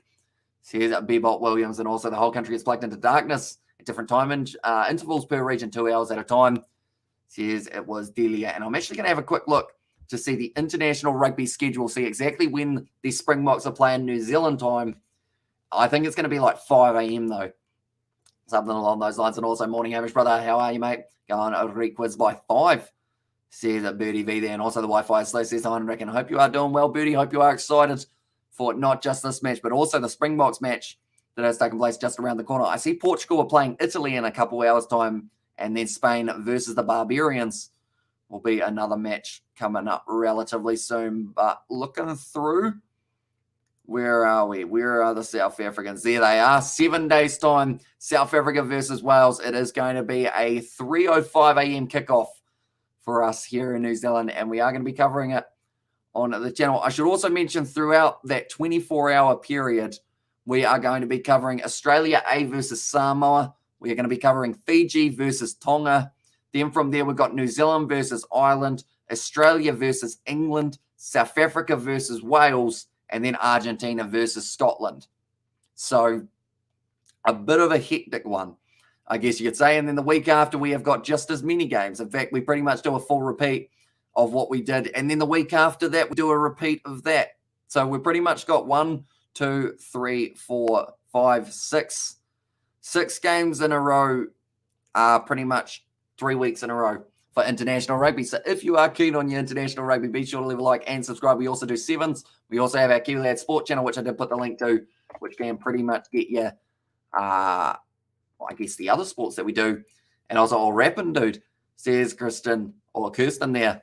And also, we've got that as messed up, says Kwasi, for that one as well. And also, we've got you're doing well, mate. I'm very excited. And then also, Leka says Delia. So, yeah, we have got plenty coming up in only the next few weeks, which is exciting. We're going to be doing previews of matches. We're going to do that. We're going to be doing the lineup videos for the match and no hits from New Zealand. Since how bizarre, says Kirsten. Yeah, it's been a little while. I mean, White Lions did all right, I'd say, but it might not have been quite to that level of how bizarre. And also, did New Zealand win their game? Says Megan there. If we are talking about their sevens games, they were able to win up against Fiji. Did they play Fiji? They beat Australia, I believe. And I think the other one was Fiji that they were able to beat. But I will mention tomorrow we are going to be covering a little bit of the sevens as well. And while I'm at it, I might as well tell you guys which sevens games we are going to be doing on the channel. But we have got plenty coming up, and also the State of Origin tomorrow night, like I mentioned a little bit earlier on. But the sevens games that we are going to be covering tomorrow at 11 a.m. New Zealand time, which I believe will be about 1 a.m. South African time. So it's a little bit rough. But it is going to be Fiji versus Tonga. That is a big matchup, and we will be covering that one. Then after that, straight after, will be All Blacks versus Australia. We are skipping the Black Ferns Pungo versus Black Ferns Ma game and going straight on to Australia versus Fijiana in that later stage. And also State of Origin, can't wait, says Xavier Brown. Yeah, it's going to be an awesome one to see, an awesome Pumas. Says Mark, I'm eating chocolate chip cookies. And your boys playing Norway today at 12:50 a.m. So I guess that's in a couple hours' time, isn't it, for ourselves? And also they beat Tonga in league, says Sebastian. They did indeed. And also we have got, for big games, they do not cut that area for that time. So usually big games are not load shed, says Roloff there. And then the last two games that we are covering, I will mention in the afternoon, they are going to be Australia versus Tonga at 5 p.m. and then All Black Sevens versus Fiji Sevens. That will be actually a 7:24 a.m. start in South Africa. So if any of you guys are up nice and early, you might get to catch a little bit of that matchup as well, as it is going to be an exciting one to close out the weekend of the Sevens. The Super League any good, says Xavier? I think it just depends on, I guess, maybe just what you really like, because I know that there is some good rugby being played. But then some people kind of have that thing out. If they don't know many of the players, they don't really get behind a competition. That makes sense. So you're picking the Blues or the Maroons, says Nathan there. Either way, it's going to be a great matchup, and I'm looking forward to it thoroughly. But this game just about to get back underway. The try scorers I've seen, I've still actually left as non-applicable. So I will actually go here and go like this. And we will go Williams scored it in the 22nd. And also Schwartz was able to score it in the 39th. Here we go. We'll update that one. I did actually write it down on my board, but I didn't write it down on the thingy down the bottom. There we go. And I was with a New South Wales fan, but I think the Maroons win. And Super League is fabulous. Xavier, just a tip, don't check out the Wolves versus Hull game. It wasn't quite as high scoring as new fans would expect, says Sebastian. I think that the problems around the world, the cost of petrol in the UK has gone so high. There's Kawasi. And I was checking out song title, said it was Kirsten. So I think it's White Lines by 660. I think that's the one. I mean, it wasn't exactly a huge song, but it was kind of bigger here in New Zealand than probably anywhere else. But halftime in this contest is just about over, and it will be the Griquas kicking off the second half of the Carling Currie Cup final. Okay, they've given a man a microphone, but I don't think they plugged it in. Smart, because he was well and truly yelling into it. But the Griquas about to get us back underway in the form of George Whitehead, who has been doing extremely well for himself with the kicking department throughout this whole year. Has been impressive. And we are now ready to go. The only Super League teams that I know is the London Broncos and Catalan's Dragons. Says Xavier, taken nicely there by Willie Engelbrecht. Hasn't had a huge amount of carries throughout this contest, but we'll be looking to continue having a few more throughout the second half. September fires it back into the pocket. And De Beer now gives it a nice boot downfield. Not quite finding touch. Good work from Whitehead. It's certainly been one of the keys for the Griquas. Like I mentioned, great attack and run there from Sergio, actually the first run that we've seen from him in this half. And also in the match, that's going to be put down, unfortunately. Little mistake from Skamlashi. And also great commentary, mate, watching from Dubai, says Joel LaRussa. What time is it in Dubai? Do let me know, Joel. Oh, yeah, do appreciate you being here, mate. I hope you have been enjoying the Currie Cup final so far. We got 39 minutes left, and what will determine or make their way through. But Devon Williams, the try scorer from earlier on, decides to back himself on the left boot. Kicks it downfield. It goes into the 22. And Whitehead decides to return fire. That one will not find touch. Just get him in a little bit more trouble now. De Beer puts it high. And Stucklin chasing after that one. Not able to take it nicely. And instead, good pressure put on Xander Duplessis, who we haven't really seen a huge amount of throughout this early stage. And also 6 p.m, says Charles. And also I used to have it. I haven't this year. I just lost interest. And the Broncos are the championship, in the championship, Xavier. Says Sebastian, and how's the weather? Your side, mate. Aaron Dubs, a nice winter afternoon, says BTV. We are currently sitting 3 degrees, partially cloudy. So a bit chilly overall, but I did get the fire going nice and early, so I have been able to have that going pretty much throughout the whole live stream, which is always very useful. But now, nice pass off. Willie Engelbrecht going short side. Devon Williams, beautiful chip and chase. If this ball stays in, it does. That is class. And that is going to be a beauty of a try for Devon Williams. Oh. Okay. Right, this might be a bit of danger here. Devon Williams might have been obstructed by one of his teammates who weren't on the field. On-field decision try. Okay, they're checking to see whether or not he was in touch. But the thing is, one of his teammates went over to him before he put it down. You've got to be very careful doing that. And also we have got the idea of more people watching than usual. Both Rugby and Forever Sport is down on this side. I think lots of South African viewers tune into your channel today, says Roll Off. I think that is definitely a possibility. And also we have got there enough to get a packet of Tim Tams since George ate them all earlier. Says Trevor, I do appreciate that a lot, mate. At the end of the day, he did eat them all. He ate about 11, something along those lines, which was pretty impressive when you think about it. 11 all in a row. The TMO just checking this one down the short side to see whether or not there is a foot in touch for Devon Williams. It's extremely close, but this angle, I don't believe, is going to tell us too much. Oh, that looks very close, though. I think it was actually his right boot that almost went out. And also we look at the Hamish. Who was your favourite, or who was the favourite for this game? Don't know South Africa rugby too well, but hey, Stormers winning the URC was impressive. Guess Leicester won't be having it all their own, says it was Steve Smith. And it's absolutely awesome to see you back again, mate. It has been a little while, but hope you had a good, was it after Christmas that we talked to you? If not, hope you had a good Christmas. Hope you are doing well at the moment. But favourites for this game, it was actually the Griquas slightly, but the Pumas currently doing nicely. All they're going back. I think it has actually gone out. And also we've got there, and it's no try sets Kwasi, and also I reckon the Griquas will win this one from BK Sport, and also I'm a Muso. And also, thank you, says Kirsten, no worries at all. And also, I like that, or I always like that with Colton at one stage. And there as well. Okay, so they've actually said it's a forward pass, so they didn't even need to check anything else. That is quite handy for them, because I feel like looking at all the other side of things there would have made it very tricky for themselves as well. But 42 minutes through currently in this Currie Cup final. 18 points to the Pumas, 9 for the Griquas. And this is where we see some big subs being made, and I believe that is almost going to be one of them, unless that was Jan Ulbota, who hasn't gone off yet. And also, I've been snacking on chocolate chip cookies to make the pain go away, says Amelia. And also, Griquas were definitely the favourites, says Vitamin there. Because I think in my odds that I saw on the betting odds, I think it was something along the lines of they were expected to win by 2 points. So it was extremely close. And these two sides, with the average points that they do end up getting for themselves, you're probably sitting somewhere around a 30-point to 27 game, somewhere along those lines. And also we have got there the Griquas, says we're all off there.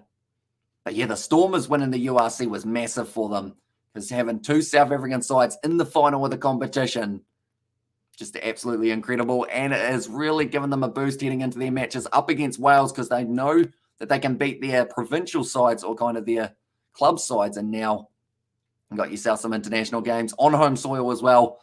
Going to be a tough game for Wales, that is for sure. And tough series, really. The Pumas currently sitting on 18 points. They have been able to get themselves to 2 tries. Devon Williams and also Edouard Schwartz was the other man who was able to get the try in the first half, 39th minute. And also we have got there the Requas and the chat. But do let me know who you guys think will be able to score the next try of this match. For me, I think it's going to be, I want to go really, really specific. So I'm going to say it's going to be Jonker, number 12 for the Griquas. Waiting for it at the back, and it is actually going to be the early change of Nkura already off the field, and Johan Mulder. He was actually the man who I said would be important for the later stages, but a forward pass already for them. And I am watching the game on Supersport. I hope you're enjoying it. It's been a close one so far. I feel like the Griquas, if they get themselves another try, this is going to get even closer throughout this contest. And okay, enjoying this commentary so much. Our power is on, and I'm keeping the sound off on the telly and this on. Says Lorinda there, so I do appreciate that a lot. Currently on my clock, it is 43 minutes and 49 seconds, if that helps out at all for linking up the times. And also back, my Bruce says, Yako, welcome back, mate. And also we have got the first spammer of the day. That's actually not too bad for us, I would say. Also holding out on chocolate chip cookies, and here's Meh eating. And here's Meh eating and go the Griquas, says Peter there as well. So it seems like quite an even split, which I quite enjoy. And also, yeah, been a while, but Time sees the flyby. I feels like only yesterday. Good to see the channel doing well, brother, says Steve Smith. And yeah, it's one of those weird ones that, like, literally, I don't know how we're in the 6th month of the year. It's literally disappeared. But yeah, we have actually, while you have been away, we have had people asking after you, wondering whereabouts you were off to. So they'll be very happy to hear that you were popping back in to say hi, because we weren't sure what kind of happened. We weren't sure whether or not, like, just disappeared off the face of the earth. And, like, I think Sebastian, is Sebastian still here? If Sebastian's here, he'll be happy to see you. But I think he might be possibly away at the moment. Also, come on, the Griquas go, boys.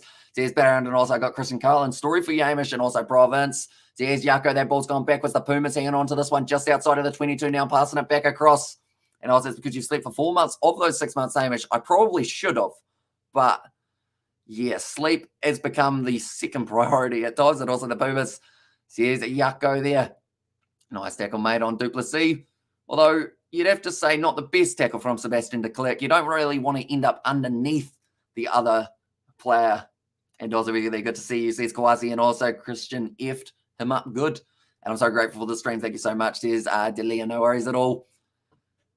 We are just looking at that sling and pass. It looks like September's got a quick pass on him, but the passes haven't been as smooth as they'd like them to be. So Sebastian de Klerk just eats an elbow. Yeah, mate, I'm here. I'm not really active in the chat, says Sebastian. And all goods, enjoy Amelia.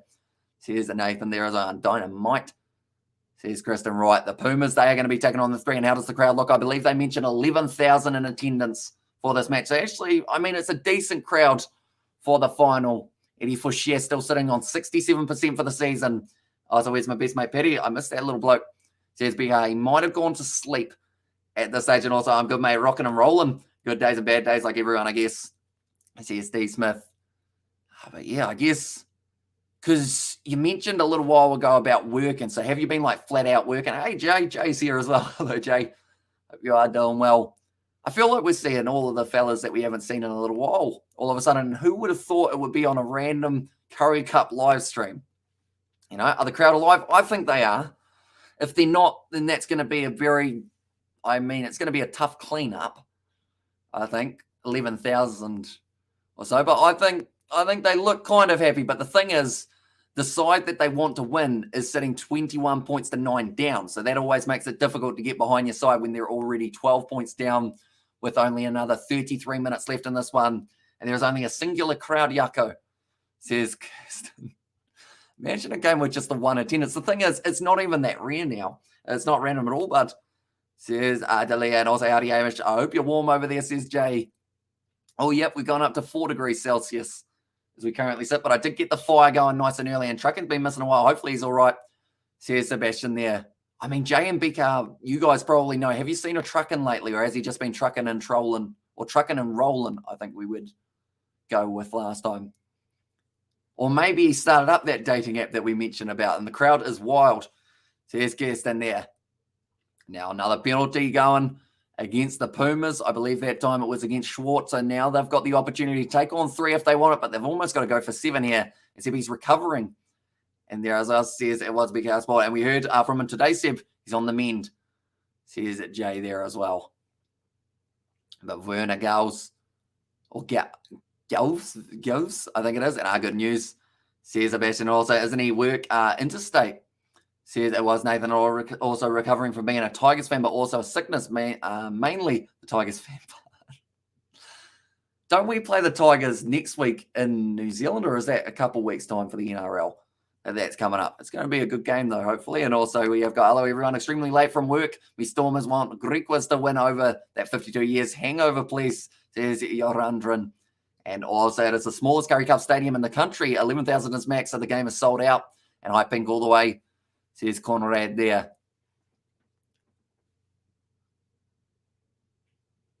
Oh, no. So, this is not good news. So now, ladies and gentlemen, the penalty has been reversed. They were just about to line up the kick. And now, it is going to be the case of pretty much the Pumas get the penalty. And also, I got for a few months, and now he's apparently a Warriors fan. And as I said, Big House Sport. And also, we've got the Pumas have never had the cup. It's time. And also, Prince Charles had got him a good one. And also, I work like 70 hours a week now, usually pretty tired by the weekend. Geez, 70 hours.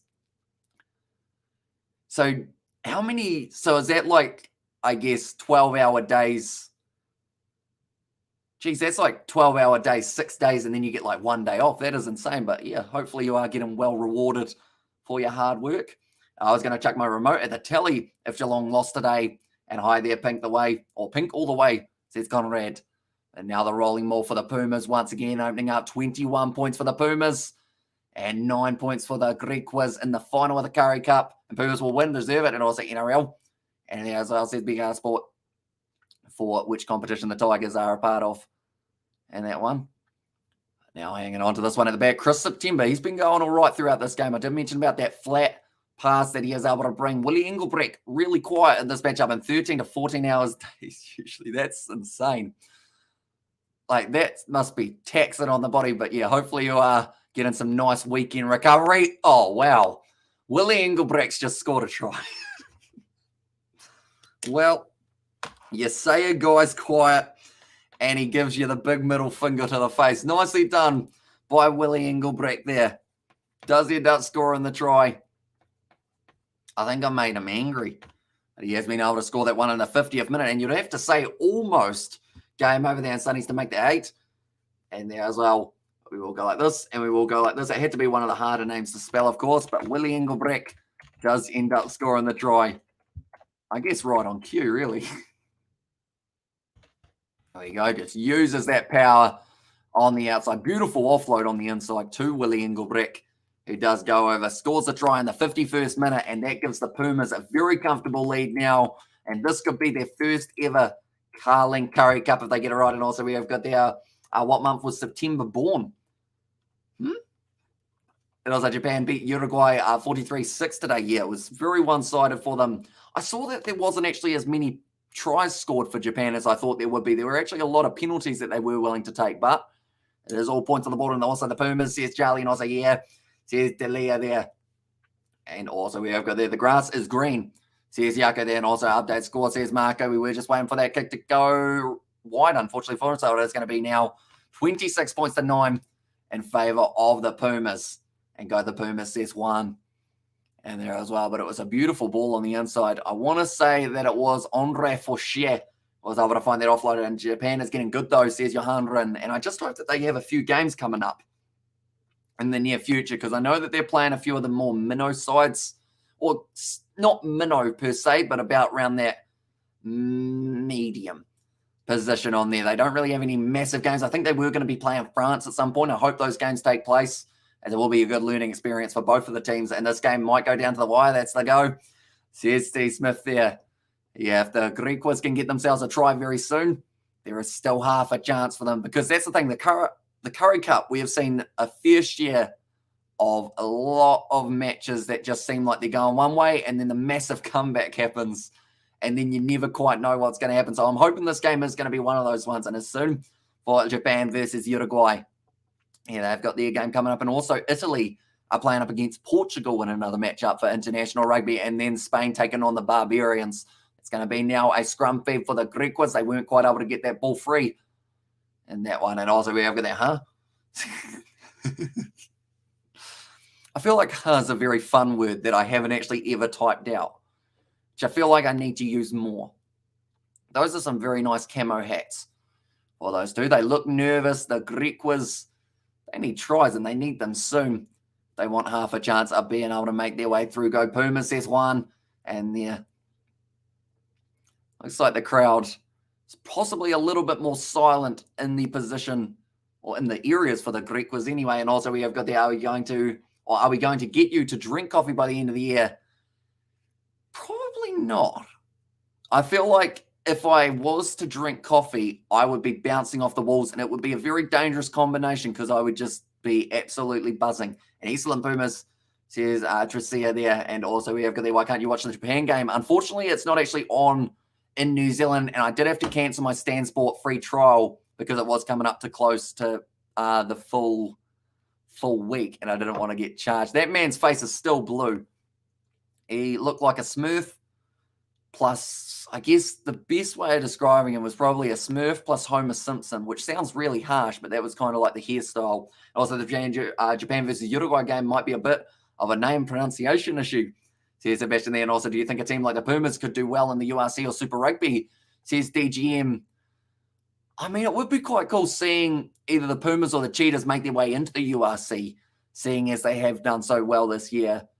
But then saying that, the Pumas, you'd have to say, other than being able to get up to here, like, they actually were ranked 4th, I believe, in the overall standings for the season. So if they have another good season next year, I would say they definitely deserve to at least get maybe a look in of making their way up. Try that out, guys. And also, we have got Pumas going to win, says Charlie, and also come on the Sharks, says Gareth there. There you go. Is that a pile of blood on the field, or is that... No, it might just be a bit of clay or dirt. I was going to say, someone is absolutely bucketing out if that is all blood. And also, oh, wait. And I was like, oh, where did you learn the pronunciation? Name is really well done, says Kirsten. I think it was just from... The funny thing is, I kind of used the Kiwi pronunciation and then from there just changed it, if that makes sense. So, like, what's a good example? So, Ngura. It's a weird one to say. If I was to say it the way that it looks and, like... the way that I would say it. So I would pronounce that as Angura. But from learning it a little bit more, I know it's Nkura. So that's how it, you know, I just kind of sounded out like I would say it and then add a little bit of a and a little bit of a, and we're all good. And also I know DGM, they actually lose 10 players next year to the URC teams. And also that's where the money is. And also we have got there, you have to say once, and you're a Sapphire. Although I know what it means. So I feel like, does that like give me kind of a, like a bit of a honorary South African badge of some sort? Maybe. I know Yauleka Ding and also Baya Donkey in there as well. But nicely done by the Griquas. Hanging on to this one, 10 metres out from the line now, and it looks like it's going to be marching forward once again. We haven't really seen too much of the rolling maul, but now Yanko Eyes at the back. Trying to use this one, 54 minutes through this contest. Waiting to use this one. It looks like Johan Mulder waiting for it at the back. And also we've got the bad word too, don't say it now. Nice pass off for the Griquas. 5 metres. Now Mulder. Nice pass. Once again, almost needed to find that pass out wide. It didn't quite work for the Griquas that time, but this one could be now the opportunity. Mulder gives it off to one of his big loose forwards. I believe there was actually Amiras. Made his way out, and also you caught that one. Says it was Gareth. Yeah, and also we have got there D-head. And also we know what it means. We have the word locked and loaded for the World Cup. And I was like, that's not a bad word, says Jay. And now, is he all right? Yes, he is. Okay, sorry, I was checking to see whether or not Eddie Davids was getting back up to his feet. He is now risen, I guess you could say.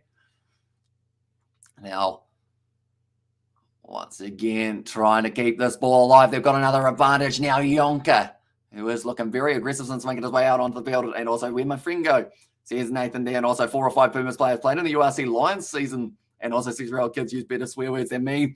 Now it is going to be intercepted. And also we have got I thought the Requas scored for some reason. I'm at that point of sleepiness where your mind turns into a vegetable and can't process reality properly. And that's that stage that sometimes, like, you kind of lose an evening, if that makes sense. You wake up and go, what happened there? I feel like that's like me when I have like a whole heap of chocolate. Like, I just kind of go on the sugar rush, and then all of a sudden, like, you saw George, or some of you guys saw George earlier, he ate my whole pack of Chit Chats, like 10 or 12 biscuits, and then left. So he was on a sugar high, and then about 10 minutes later, he was down in the dumps, like after coming down from such a huge amount of sugar in one go. And also, damn, this Pumas defense, it's very strong at the moment. Now it's going to be the captain once again, Khamlash. Mulder looking off to the right. The Pumas need to let the Griquas through if the Griquas want a chance, but that will be the last thing that the Pumas want. It's a nice run forward once again, and also Pumas going to win this game. It's a penalty to the Pumas. And he is fired up currently now. The big number 3. Jeez, he's a scary man when he gets going, isn't he? But the Griquas, they can see this game slowly slipping away from their fingertips as every time they get down just in front of the Pumas line, their defense holds up day in phase after phase, really. And loving your commentary sat on the bench with our VW van, our combi, sitting on the beach, sorry, not the bench. And some Vino listening to you, bro, says Bevan Post. So hopefully you are enjoying your afternoon. What temperature are you looking at currently, Bevan? I hope it's warmer than it is here because we're sitting 4 degrees Celsius and Jimmy Stonehouse is the top coach. So here's Gareth there. Brilliant work, and tell you what, yeah, he was fired up there. I think he was a bit happy about the way that one went. I think it was actually Forey who got himself over the ball for that one rather than the tight head prop. Another Puma sitting about 22 metres out. And speaking of 22, just over 22 minutes left. And what's up, Hamish? Says, Carl, welcome in, mate. Hope you are doing brilliantly. Hope you are excited for plenty more rugby just around the corner. Oh, no, that hasn't worked out for the Pumas. And just as he was having such a good run, unfortunately, does end up giving away the little double pump that you're not allowed to do in the rugby. But now, nice run. Griquas through. And it's going to be the try now for Hudson Burke. I've hardly seen the man, but that is the first try of the match for the Griquas. Someone stole my pen. It's attached to my board. And the cup is coming home. Says it was Dalia. That is going to be the try for Hudson Burke. There we go. Being able to score it, and that is in the 58th minute. There is still time left in this match for a comeback here, the way that it is going, but that will be, like I mentioned, the first try of the match. Hudson Burke. Berg, I think it is. There we go. He was able to score it in the 58th minute of the game, going in, scoring the try. Happy days for the Griquas. And could it be the first of many bats? And also teams like the Griquas and Pumas by the top varsity cup players are thereafter they need to defeat the URC teams, and Griquas are going down swinging at home. G says the Kwasi. And first time in my life seeing small unions in the Curry Cup final. Yeah, it is absolutely massive for them. And also you are more entertaining than the game. And my mother is loving your chirps, says Bevan there. That is now going to be down to a 10-point contest. 16 points for the Griquas. 26 for the Pumas. We didn't expect anything less than a close game for a Curry Cup final. There's a part of me, I know that Pumas fans won't like this comment, but I kind of want to see another Griquas try just to get us a little bit closer heading into the final moments of this match, just to really get the heart rate going. I haven't gone and done much exercise today, so I feel like getting the heart rate going in a game of rugby is the best way of doing it. Get me cardio in. Now it's going down. The Griquas taking it nicely. Yonkers charged down, and that's danger. That's very much danger. That's taken back, I believe. So that will be a 5-metre scrum, more than likely, for the Pumas. George Whitehead doesn't want to give it up. I think he is trying to say that it's a goal line dropout. And actually, he would be right, I think. Okay, still a goal line dropout for that one, but they are just checking this one, I believe. Okay, they want to see whether or not it was taken back, and also I want the Griquas to win. And shush, says Delia. And I was like, that better from the Griquas. Okay. Ooh. Okay, that was close. Wait, it's a 22, not an in goal. Wait, what's he deciding here? This is a big decision, and also no Pumas will score. We're going to score now. Says Mark there as well. Me too. Says Yorandran. Okay, for me, this angle makes it look like he's taken it back, which would actually work out to be a 5-meter scrum in favour of the Pumas, which will put them in the perfect position to be able to go on and possibly get themselves another try. But, okay, but that looks close to being not taken back. So if it's not taken back, it's a goal line dropout. If it is taken back, it is going to be a lot more one-sided, possibly. He's taken it back for the Griquas, so now it is a 5-meter scrum for the Pumas. Massive for them. Wait, the Japan versus Uruguay has already done expected thrashing. And there's, Japan doing very nicely in that contest. And also one more try for the Griquas, and it's game on, says Yorandran. But they're first going to have to defend from only a few meters out from the line. Pumas deserve it, says Delia. They have played very well, not just in this contest, but throughout the whole Currie Cup. And good for both teams. Smaller towns getting a taste of finals rugby. And also, and only one quas, and it's the Griquas, says Johan there. And also the scrum, says Birdie V. So Raw making his way out onto the field. What an intimidating name that is. He's coming on for Prinsloo. I just saw what Raw's first name is. It's Simon. Simon Raw.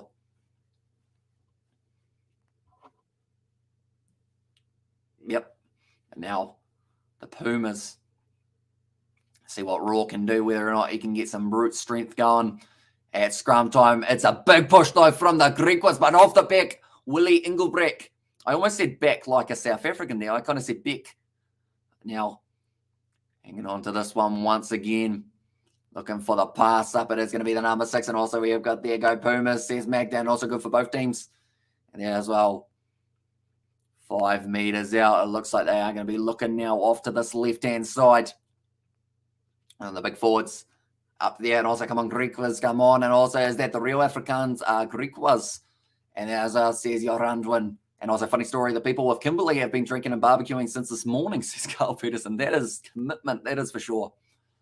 Now, once again, it will be rolling back for the try scorer a little bit early on. Willie Engelbrecht, of course, 3 tries coming the way of the Pumas, just the one for the Griquas, but still only 10 points difference between these two sides. But that is possibly about to change with the Pumas on Hot Attack September. Now fires it off. It's a big lock. Getting a little bit closer for himself now around the side. September passes it off short. I don't know whether or not he was supposed to actually get that ball, the man who received it. Now trying to spin out.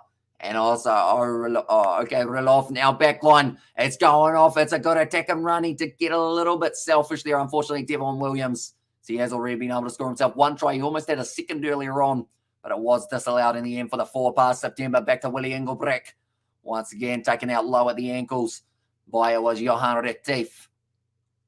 Now Raw.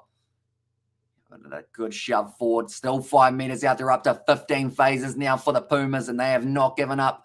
As of yet, Willie Engelbrecht now flicked out the back. Nice work. Now Sebastian de Klerk getting close. He's going over the line as well. They just need to hold him up, which they have done so, and it becomes a goal line dropout. And normally these two teams play for the wooden spoon position. Good to them good to them in the final, says Cobus. Yeah, they both worked extremely hard, and they won the games that mattered the most, which was those semi-final contests.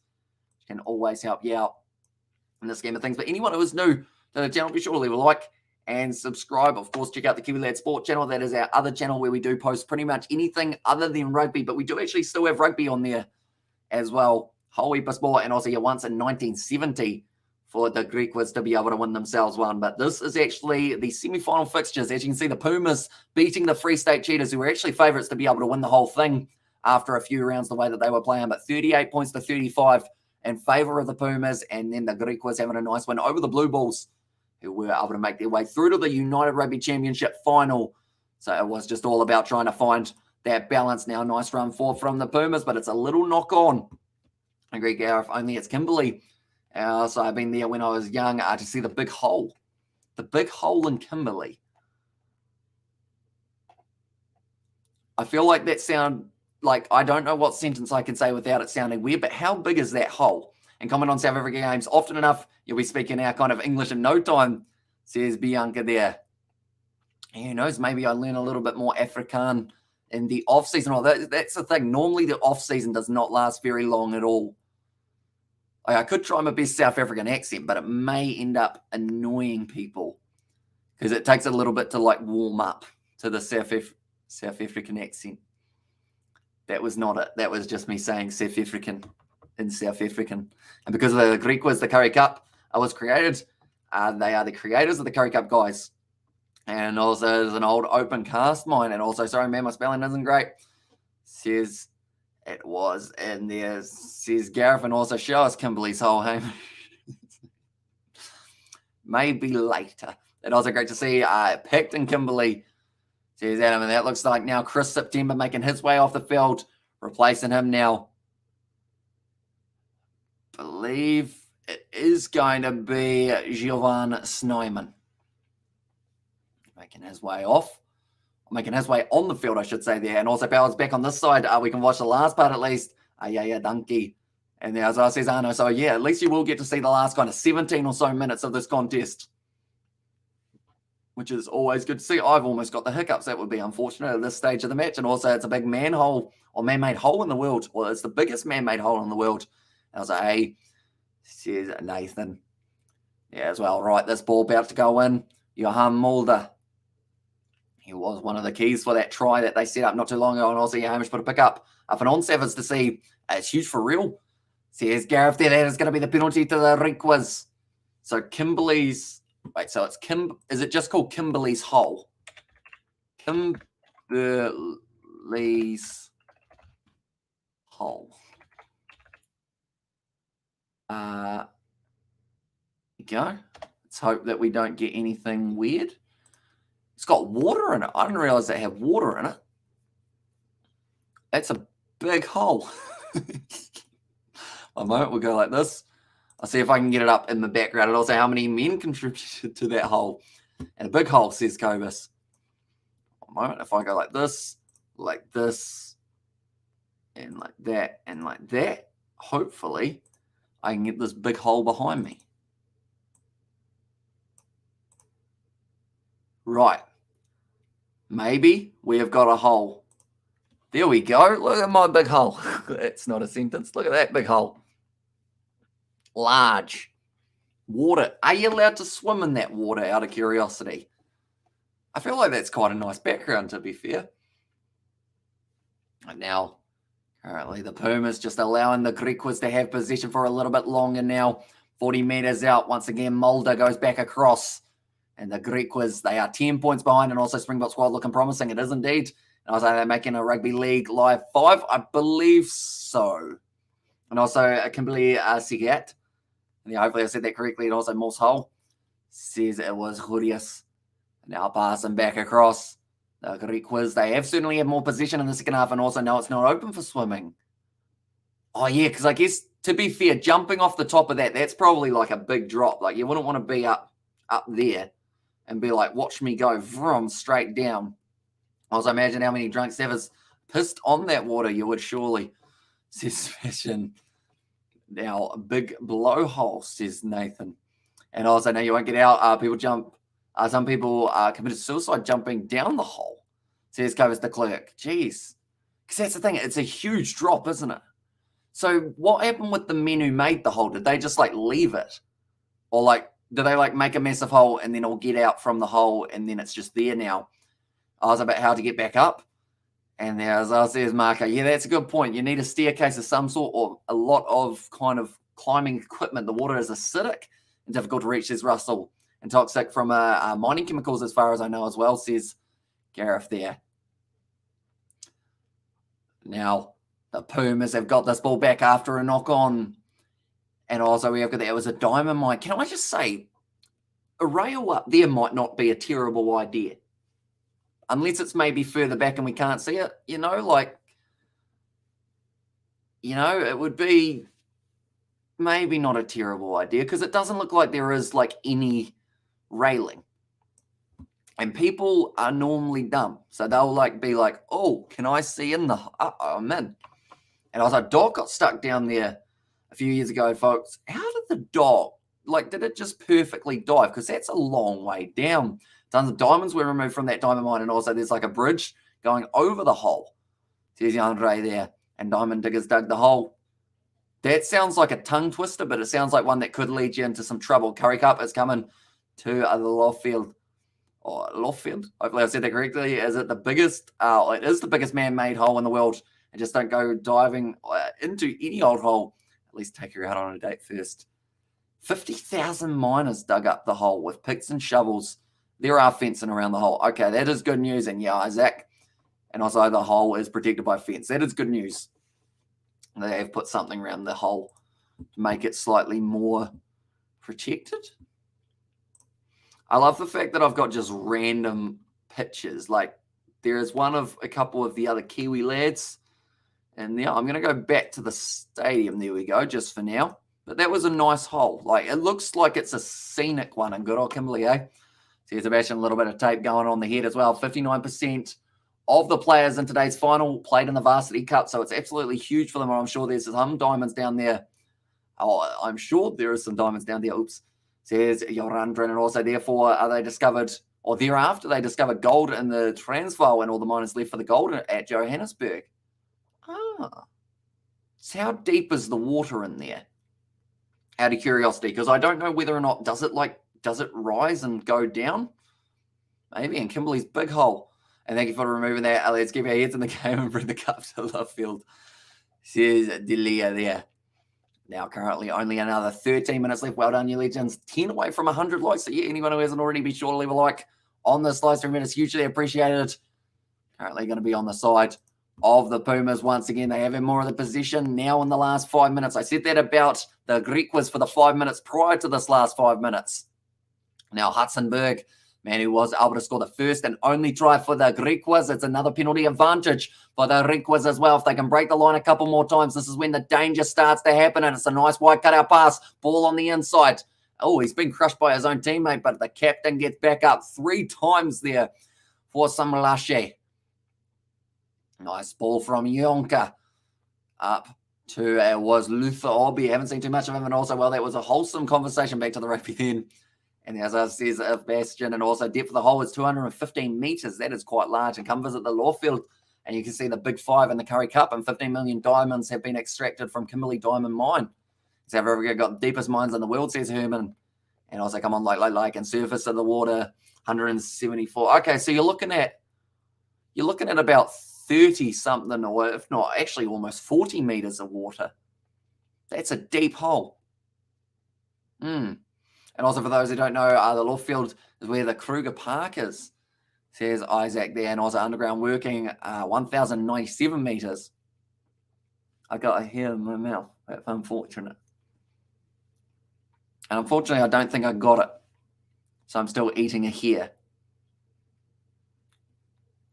Now, the Greek was once again kicking this one for touch. 12 minutes left in this contest, and working ceased in 1914.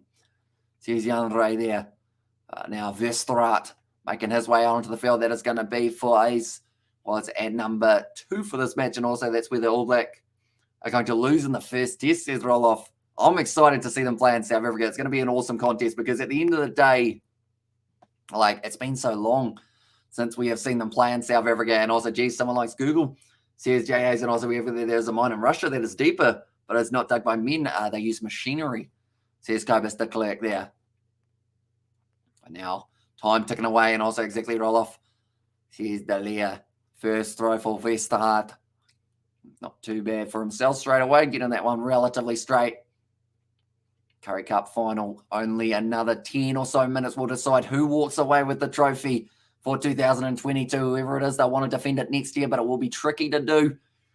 But both of these sides, they've shown the heart and they've shown the passion to be able to go in, and also been listening in from Abu Dhabi. Still great commentary. Thanks, Irish Test there. No worries at all, mate. And thank you very much for being here. Hugely appreciated. That is a big knock on from Whitehead, or it would have been if he didn't regather. He's done well, though. Be able to clean that one up. It's gone down, and now the Pumas get themselves these scrum feeds. So just little mistakes. And I should have mentioned because now I'm going to say shut your hole. I see. Who doesn't love a good pun, eh? No matter what hour of the night it is, we love a good pun. Currently sitting 2:39 a.m. You must say Kimberley Gat. It's Afrikaans. And as I says Johan, so hopefully I've said it correctly, but it might actually be, is it hut rather than gut maybe? Is it Kimberley Sechat? Is there like a hut? Hut. Maybe, maybe not. And let me know. But the Griquas, they aren't too happy with the way that this one's going and the breakdown as we currently sit. And also, we'll go there. That hole, it's overrated anyways. Says Jay. And now 10 minutes left. And also, yes, you said it correct. As says Marco. So we're just checking to see what happens here for Whitehead, whether or not he did actually end up losing the ball.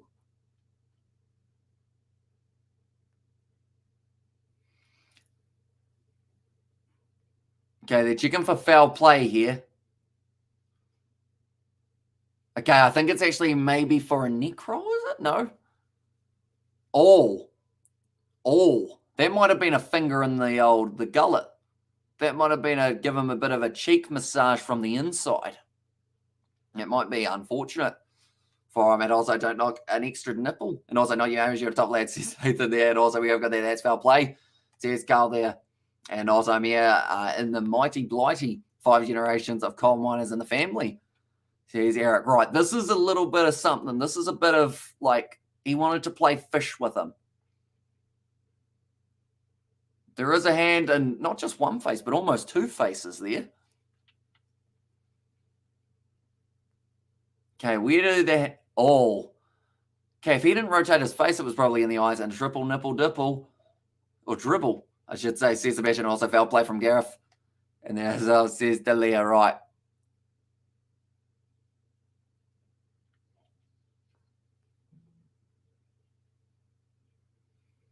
Okay, the commentator, I think, is saying that he tried to hook him by the shoulder. And also, yes, you said correct. Says Jerry Deval there. See, it's one of those ones that it depends on who you're going for, depends on what you decide. It's like having a third booth chucked in for free, says Jay. Right. I think there might be a yellow here. Although normally work with the eyes is straight red, isn't it?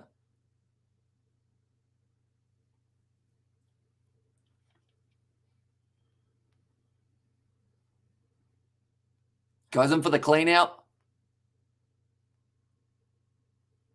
Here's his hand on the face of number 11. There is a bit of contact. It's unclear if it's in the eye, so I think that saves him from getting a red card. But it could still be a penalty minimum against Clan Hans. Maybe. Is it in the face? Yes, it is what they've said. Okay, they're trying to decide whether it's serious, and there's nothing wrong with the clean out, says Adam there as well. Okay, no proof that it's in the eyes, which is why I think they'll just keep it to a penalty rather than anything more. But the way that they're talking about it, it seems like they're going to be given something big.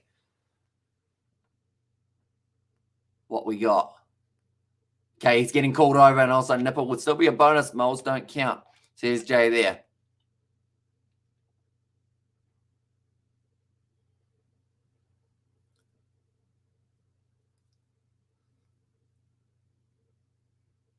Okay, just the penalty. I think that is the right decision in the end. So he did end up just connecting with the face because they couldn't prove that it did go near the guy's eyes or in the guy's eyes. That is why he is still out on the field, which is, I think, the best case. So they're asking for an eye gouge currently, but it kind of hit the ear, went back across. So, yeah, still both sides to 15, but it is going to be the penalty against Klaas Hans there. And now Whitehead will be able to kick this one for the corner. This will be an interesting little moment of the game now. But then also we've got the 11 minutes left on the clock as well, says Nathan. So, yeah, we are getting extremely close to the end of this matchup. And if the Griquas score now, could be a last-minute comeback coming on the cards. We have already seen Devon Williams, Edouard Swart, and also Engelbrecht scoring the try for the Pumas. And then it was Hudson Berg was able to score it for the Griquas.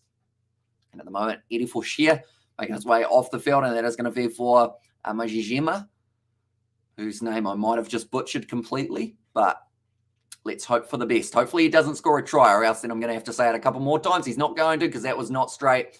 And now the Pumas are going to get themselves, once again, another scrum, and also 100 likes. Awesome stuff. Well done, legends. Says BDV and any cards. None in this match so far. That one was not the straightest throw ever. And yes, the Griquas need to score Says Nathan. So, yeah, the last thing that they wanted there was the mistake. Okay, it seems to be a little bit of chat going on between the referee and I think the captain maybe of either the Griquas or the Pumas at the moment. Now the scrum in the front row. I'm looking forward to seeing Westfrad in the midfield, or in the middle of it, going head-to-head with Klaassen, and also we've got the Hartley. Says it was Nathan, but the handling errors, 8 for the Griquas in this game, 5 for the Pumas. I'd love to see penalties as well if they're willing to show those stats, which they're not. That is unfortunate that they wouldn't show up total lineouts. Seen 3 stolen so far. That was a flat pass from the Pumas, but it's worked out nicely, moving close to the 22. And now they will be able to fire it back into the pocket when they do feel they've got the prominent angle, although they've taken it outside of the 22. That is a brilliant run forward from Maritz there. Now it does mean that they can't get this one out on the full. Some guy in the crowd put a Pumas jersey on top of his Griquas jersey. Hilarious. Says Adam there. I guess benefits of liking both teams. I guess you can just kind of switch between the two and no one will know other than everyone who saw it on the TV hanging in there. Hamish. Says Delia, yeah, that was quite a long yawn, wasn't it? I wonder. I know that Steve Smith was here earlier on after having a big old shift. Have we still got a Steve Smith here, or has his eyes possibly closed? And also, have we got ourselves a Sebastian? That's a penalty to the Pumas. Nicely done. Once again, there with 8 minutes left. I'm disappointed in the Griquas, says Carl Peterson. Yeah, they haven't quite shown up for this game. And I actually mentioned about it earlier on that they look like the stronger side, but I don't know. It just changed a little bit. I think the handling errors have been costing them big time, and also I think they've gone away just a few too many penalties. They allowed the Pumas to get those early points on the board. Can be absolutely crucial for a side. It looks like they are stretching out the legs at the moment. And also we get that the Pumas really want it, says Delia. Yeah, the Pumas, they played like a side who certainly could be a very good, deserving team to win the Carling Currie Cup, and Evan L. Delia, a weightlifter. And there's Sebastian. And I was just Jimmy Stonehouse will be celebrating with protein shakes instead of champagne. And there as well. Yeah, at the end of the day, both of these sides, I feel like even the side who loses, yes, it's going to hurt, but making it through to the final for both of these teams is just big enough as it is type thing. Now, and yeah, the Pumas deserve this, says Adam. Yeah, they've been going very nicely throughout this contest. I should mention we have got the sevens tomorrow, and then also State of Origin that will be taking place on the Kiwi Lads Sport YouTube channel, so be sure to check that out as well. But now I'm going to be passing it back across by the looks of it here. One more back across. Nicely done by Jimin and Stayman.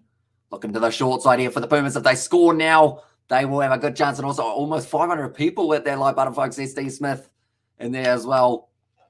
But yeah, you must be, are you still in Perth, Steve, or have you moved somewhere else? And is the time in Perth 10:48 or 9:48 currently? And also, who's Carol?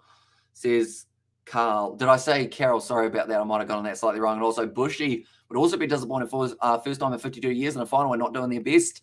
So he'll take a shot of Decker for the reward. And also the Pumas says, quote, and the reason I'm asking is because I can barely be asked to lift my groceries, let alone weights, says Sebastian there. I did a squat earlier on, and also show me live rugby, load shedding my side, thanks, says Jacobus. We have only got 6 minutes left, but after that, the highlights will be straight on YouTube, hopefully. So you will be able to see, I guess, more rugby from the highlights than you will be able to see for this little short part. But yeah, it's going to be a good one for the highlights. I'm hoping to see one last try on this one, and also 10:48 here, mate. Okay, so Perth still 5 hours behind. Daylight savings just absolutely confuses me. But you guys don't have it, do you, in Western Australia? That's going to be the penalty for the Griquas. There is still time, and there's 6.5 minutes or 5.5 minutes left. History as well, says Lorenz, and go the Pumas. Said Evandro, and each load shedding is a pain, says Birdie V. Definitely during a Currie Cup final where we are about to see history being made. Nice skill there from the Pumas. And because of it, Mathura just keeping that ball in the field of play, and that could have been the difference between a good attack and run from the Griquas and now a very good attack and run from the Pumas. As you know, man, they've got the turnover. Now the backline for the Griquas. They have got numbers, just not quite able to link up the way that they needed to. And now on the halfway line, they have still got a little bit of late fight left in them. This is going to be heartbreak if the Pumas lose a 10-point lead with only 5 minutes left. An excellent win for rugby, says Yucko. Exactly right. It gives us a whole new look. That's going to be the penalty now. Taking the quick tap. They have decided they don't want to mess around, and that was Johan Mulder just running straight at the Pumas defense. And also, we go Pumas, says Sandra. And also, I'm from Pumas District. An excellent win for rugby, says Yucko there as well. Now passing back across. That is going to be the number 22 for this one, Theo Boshoff. We now onto the field, I believe, for the number 10. That's going to be another advantage. Right, this is almost a kickable 3, but I don't think they'll be after the kickable 3. They'll be after the full 7 if they can get away with it. Now Yonka goes back across one more time. This is looking very nice. The numbers on the outside, if they can link up, but unfortunately it was the big man Westart who wasn't quite who you wanted there as your first receiver, and also pronounced Griquas. And as says Isaac, yeah, sometimes I get a little bit too much of the tongue roll going, don't I? And I kind of go Griquas rather than Griquas in there as well. Or the Greek was, I think I say too Kiwi-like, don't I? Greek was. I'm still working on it. I actually, throughout the whole Curry Cup last year and this year, I still get it wrong every once in a while. And I was like, if the Pumas win out, great for South African rugby. It shows the depth is amazing, and that's a risky call. Penalty shot with 4 minutes left. Says Carl, I think they're thinking that they want to go to Golden Point here, which I can't quite believe. That is pretty insane if we go to Golden Point for this matchup. And Rugby Lover So Sad, says Jacobus. And there is also watered down Curry Cup comp. And the second tier teams, no big names, says Ria van Staden. And there as well, although that is the risk of the URC, the fact that they have had to put, oof, it's missed. I don't think I've ever used oof in a sentence, but that one is missed. And normally, safest houses, George Whitehouse, and like they've said, or Whitehead, sorry, he is one of the safest kickers in the competition, if not the highest at the moment, and he has missed that one, so the mistake was made by the Griquas, but now they have still got another attacking opportunity. It's a little knock-on against the Pumas and a scrum to come. Also, we don't want a penalty shootout. Oh, we've seen one this year. Yeah, that was well and truly enough, wasn't it? Extra time, though, we'd take. Maybe. Yeah, I wouldn't mind extra time. It would be stressful, but I wouldn't mind it. Just because I feel like because I'm from New Zealand, it makes it easier to be down the middle for those last couple of moments. But they are running extremely low on the clock now for the Griquas to be able to get themselves one last chance. And also, I think we do have daylight savings here satisfying when we get an extra hour's sleep. And yes, I says Steve Smith. And I mean, definitely with your schedule, you'd be pretty much like any chance you get, you'll be absolutely loving a good on that. Do you have a comfy bed?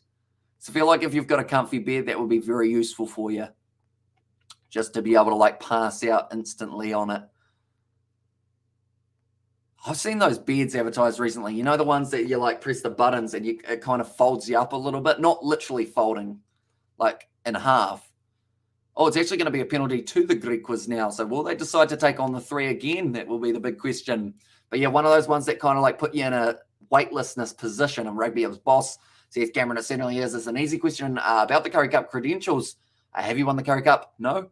Okay. Says Gareth. Okay, now Whitehead is once again going to be taking on the 3. They want to get this game towards the draw here for the Griquas. Like they're saying, they can understand the logic, but this is by no means an easy kick for Whitehead. And also, yes, the Pumas. And also, please let us know when it's full time. I certainly will. We are currently 78 minutes through this contest. They need this kick to go over for the Griquas. George Whitehead, he's got the distance, and it's just made it over. Right, ladies and gentlemen, as we sit now, 19 points to 26, 2 minutes left, 1 hour penalty shootout will work, says Yorandran. So normally they do extra time. If you get past extra time, then it is 3 shots from the 22 with 3 separate kickers, like 1 for each side. Similar to if you watch that game between Munster and Toulouse a little while ago, they actually went to the penalty shootout for the first time in a commentary live stream that we had done. They did go to penalty shootout, and it was absolutely insane. And maybe a system miss. And there's us, says Jacobus. And now 13 seconds left. The Pumas kick it extremely deep. And now the Griquas, it's a drop ball, but it's still going to be on their side. Even a knock on here would cause full time. Now backline movement here for the Griquas trying to make their way through. If they score now and convert, we are going to be going to extra time. And also we get their 3 from 20, 4 or 3 from 20 meters, 3 from 40 meters. That is the hooter. as it now just goes off. So all the Pumas need to do is get this ball back and kick it out. And that was crazy, says Nathan. And it looks like a good chance to turn the ball over. No, not quite able to get it. Now back across Mulder. This is going to be a nerve-wracking time for the Pumas because they have literally got the Griquas exactly where they want them. They're only 10 meters out from their own line. That could end up, it's an advantage though, and that will help them out, but it looks like they're going to be going for the attack and run. First of all, the Griquas with the wide cutout pass, beautifully done. Into the hands of the try scoring Hudson-Berg. Doing nicely for his side. Now another good attack and run. They've still got advantage though here for the Griquas. So worst comes to worst, they have to go back to the 22. Nice back line. In fact, that'll be about 5 meters out. Now it's down the wing, and it's a good bit of pace shown. That was actually Sergio, the number 7 here, plenty of it. And also they share the Curry Cup of the draw. See that will roll off. Oh, so do they not actually go to extra time? Okay, and also Delia is sitting, and also this game says going also well, the Pumas. And there's now going off to the short side, looking for the offload. Now very close to the outline, and that is going to be beautifully done by Willie Engelbrecht. And that is the Pumas who are victorious. You can see the emotion just pouring from the bench as they know that now they have been able to add their name as the 8th team in the Curry Cup history to be able to get themselves the title. History has been made. The Griquas, they were noble contenders, but just not quite good enough on the day. And come on, the Pumas. Says that Dalia there is on. Okay, Carl didn't know. Says a roll off there, but the first ever Carling Curry Cup for the Pumas. Brilliantly done. A Sharon Trophy. That's the biggest load of bollocks I've ever heard. Good thing the Pumas have pulled it off, and well done, the Pumas. Says Cobus, and disappointed for my team, but thanks for the commentary, Amish. Says Russell there as well. Yeah, both of these sides, at the end of the day, even the fact that this was the final deserves a round of applause. I'm doing a slightly softer round of applause because it is currently 3 a.m. here, and I don't really want to wake everyone up, even though me just shouting probably did. And also we got the Aleka man. Says Delia, and the man in the pink does it. And tell you what, the emotion on that face, picture's worth 1,000 words, and that man will never forget this moment when the Pumas were able to add their names in the history books. An awesome stream, Amish. Thank you, legend. Says BDV there, and also we have the Griquas. Could have got a draw, and also thanks, Amish. That was awesome. Well, this is awesome, says Delia. And we have got plenty more coming up. We have got the 7th tomorrow afternoon that we are going to be covering on the channel. Alongside that, we have also got ourselves the State of Origin. We are going to be doing that on the Kiwi Lad Sport channel. I didn't watch it, but I'm blaming the ref joke. Thanks for the commentary. Or the commentator says Jan Ray. And also, well, thanks. Says Lorinda, and congratulations, Pumas. Says Julius there as well. So the team that did end up with themselves sitting in 4th after the regular matches. Cheers, Amish. Have a good rest, mate. Says Sebastian there, and Airlink is a good airline as well. Says Kawasi, and also congratulations to the Pumas, the chance, and also 2006 was the last draw. And I drew a lot of criticism in the Cup has come in to the Big 5 country. And congrats, Pumas, says Delia. So what I'm quickly going to do is I'm going to show you the table, the way that it was sitting. You can see how close the Pumas were in their game up against the Free State Cheetahs. They won it by 3. This game was more than 3 that they were able to win it by. They did end up winning it by 7 in this contest, but also looking through at the table, the way that they sat, they were 4th. They only just snuck in above the Sharks, but the playoff games is where they made their way through to the final, and then they were able to get themselves that victory, and the Pumas take home the trophy for the first time. Thanks, Hamish. Awesome dude, says Sandra there, and also nice Pumas. Very nice. You deserve this, says Herman, and also thanks, Hamish. Good commentary, says Walter Hay there, and also Leka says the Leah.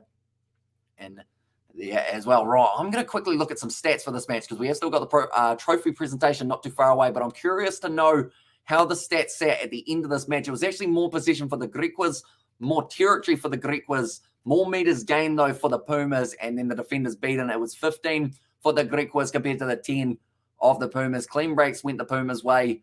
They did do quite a few offloads early on in the match, and I was out the Pumas, says Jakobism and Paul Western Province, and there says Carl for that one. And also the tackles made 117 made by the Pumas, which was absolutely sensational for them. Tackles missed. They missed 15, but their tackling percentage was still 87% compared to the 90% of the Griquas. So both of these sides, their defense held up, which is why we did only see a few tries. But any time that they did end up scoring the Pumas, it was actually off a few offloads in a row that really helped them out. Devin Williams, Erwan Stewart, that was off the rolling maul, in fact, or Swart it was. And then Engelbrecht down the wing and well done the Pumas. Says Johannes there. Yeah, they did very nicely indeed for themselves. And then it was Hudson-Berg who was the one try scorer for the Requas. But yeah, it just wasn't quite enough. They did take the 3 a few times throughout this matchup. So whether or not they regret that, they kicked 5 from 6 at the end of the day. 4 from 6 for the Pumas. So not too bad overall. And also the line-out success. We did actually see both sides losing a few of their line-outs. And then also 17 penalties, I think that is against the Pumas compared to the 9 against the Griquas. So they've certainly worked hard there. And also we got some of my graduates goes to the Griquas. They just kept going the most F. And also, so Pumas fan, you guys getting wasted tonight, says Carl Peterson. More than likely there will be braais all over the place because at the end of the day, still only 5 p.m. Still got time to call up a few mates, get the beverages going, drink responsibly, of course. In the process, and also Liquor Pumas says Cameron in a difficult situation, says Barry there. And also many years of hard work has paid off. So, and also good atmosphere. Love the way the Pumas embrace their coach, says Kawasi here. Because at the end of the day, I mean, their coach, yes, the players have done it out on the field, but their coach has put in the hours and hours studying the opposition, trying to work out how to break them down. And he's done just that as well. And the Puma machine, well done, money. And as I said, Dirk, and also congratulations, Pumas. Yes, run. So I think we are only probably about a minute or two away from the end of this live stream, ladies and gentlemen. So if you are new to the channel, be sure to leave a like and subscribe. Also, be sure to check out the Kiwi Lads Sport if you haven't already, as it is our second channel. We are going to be doing the State of Origin over on that channel. And also the return of Steve Smith as our Cheers with the Chief is just something to help out the channel. It is hugely appreciated, Steve. And yeah, I do love having you back, to be honest. Like, just having you here. Like, for one, I think when the regulars see you, like, I know that Katie Dixon, Patty, all those guys, when they see you next time, they will be absolutely losing it seeing you back. But yeah, it is awesome having you back. And hope you did enjoy this matchup. Of course, relatively close one. We were hoping for a close game. I don't know why the scoreboard's still going. It's just ticking over. The Pumas apparently in the 87th minute, but they have been able to get themselves the win. And I was like, where's Steve Smith? Says Nathan there. Nice to see everyone enjoying themselves tonight. Another solid night by the Kiwi Lads.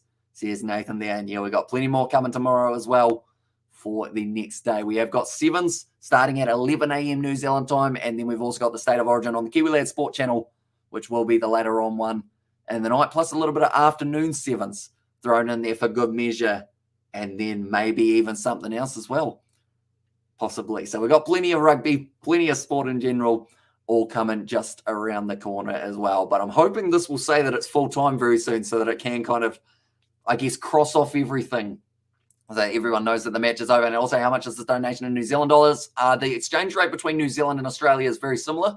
So it is about 50 New Zealand dollars, which is extremely generous from Steve Smith. And yeah, it is one of those ones you're still, even to this day, seeing the pink or the red or anything pop up in the chat still, like, just kind of gives me a bit of a little mini heart attack, I guess you'd say. But yeah, it is going to definitely probably, I mean, that's the thing. We did initially, I think that's the thing. This microphone, I think, was pretty much all you, Steve. So I guess thank you very much for your generosity from the last time. But nonetheless, thank you all very much for tuning in. If you did enjoy, be sure to leave a like and subscribe to the channel. It is full-time, as much as the scoreboard doesn't want to say that it is. The Pumas have been able to get themselves the Curry Cup win. And yeah, thank you all very much for tuning in. And we will see you all for the next one.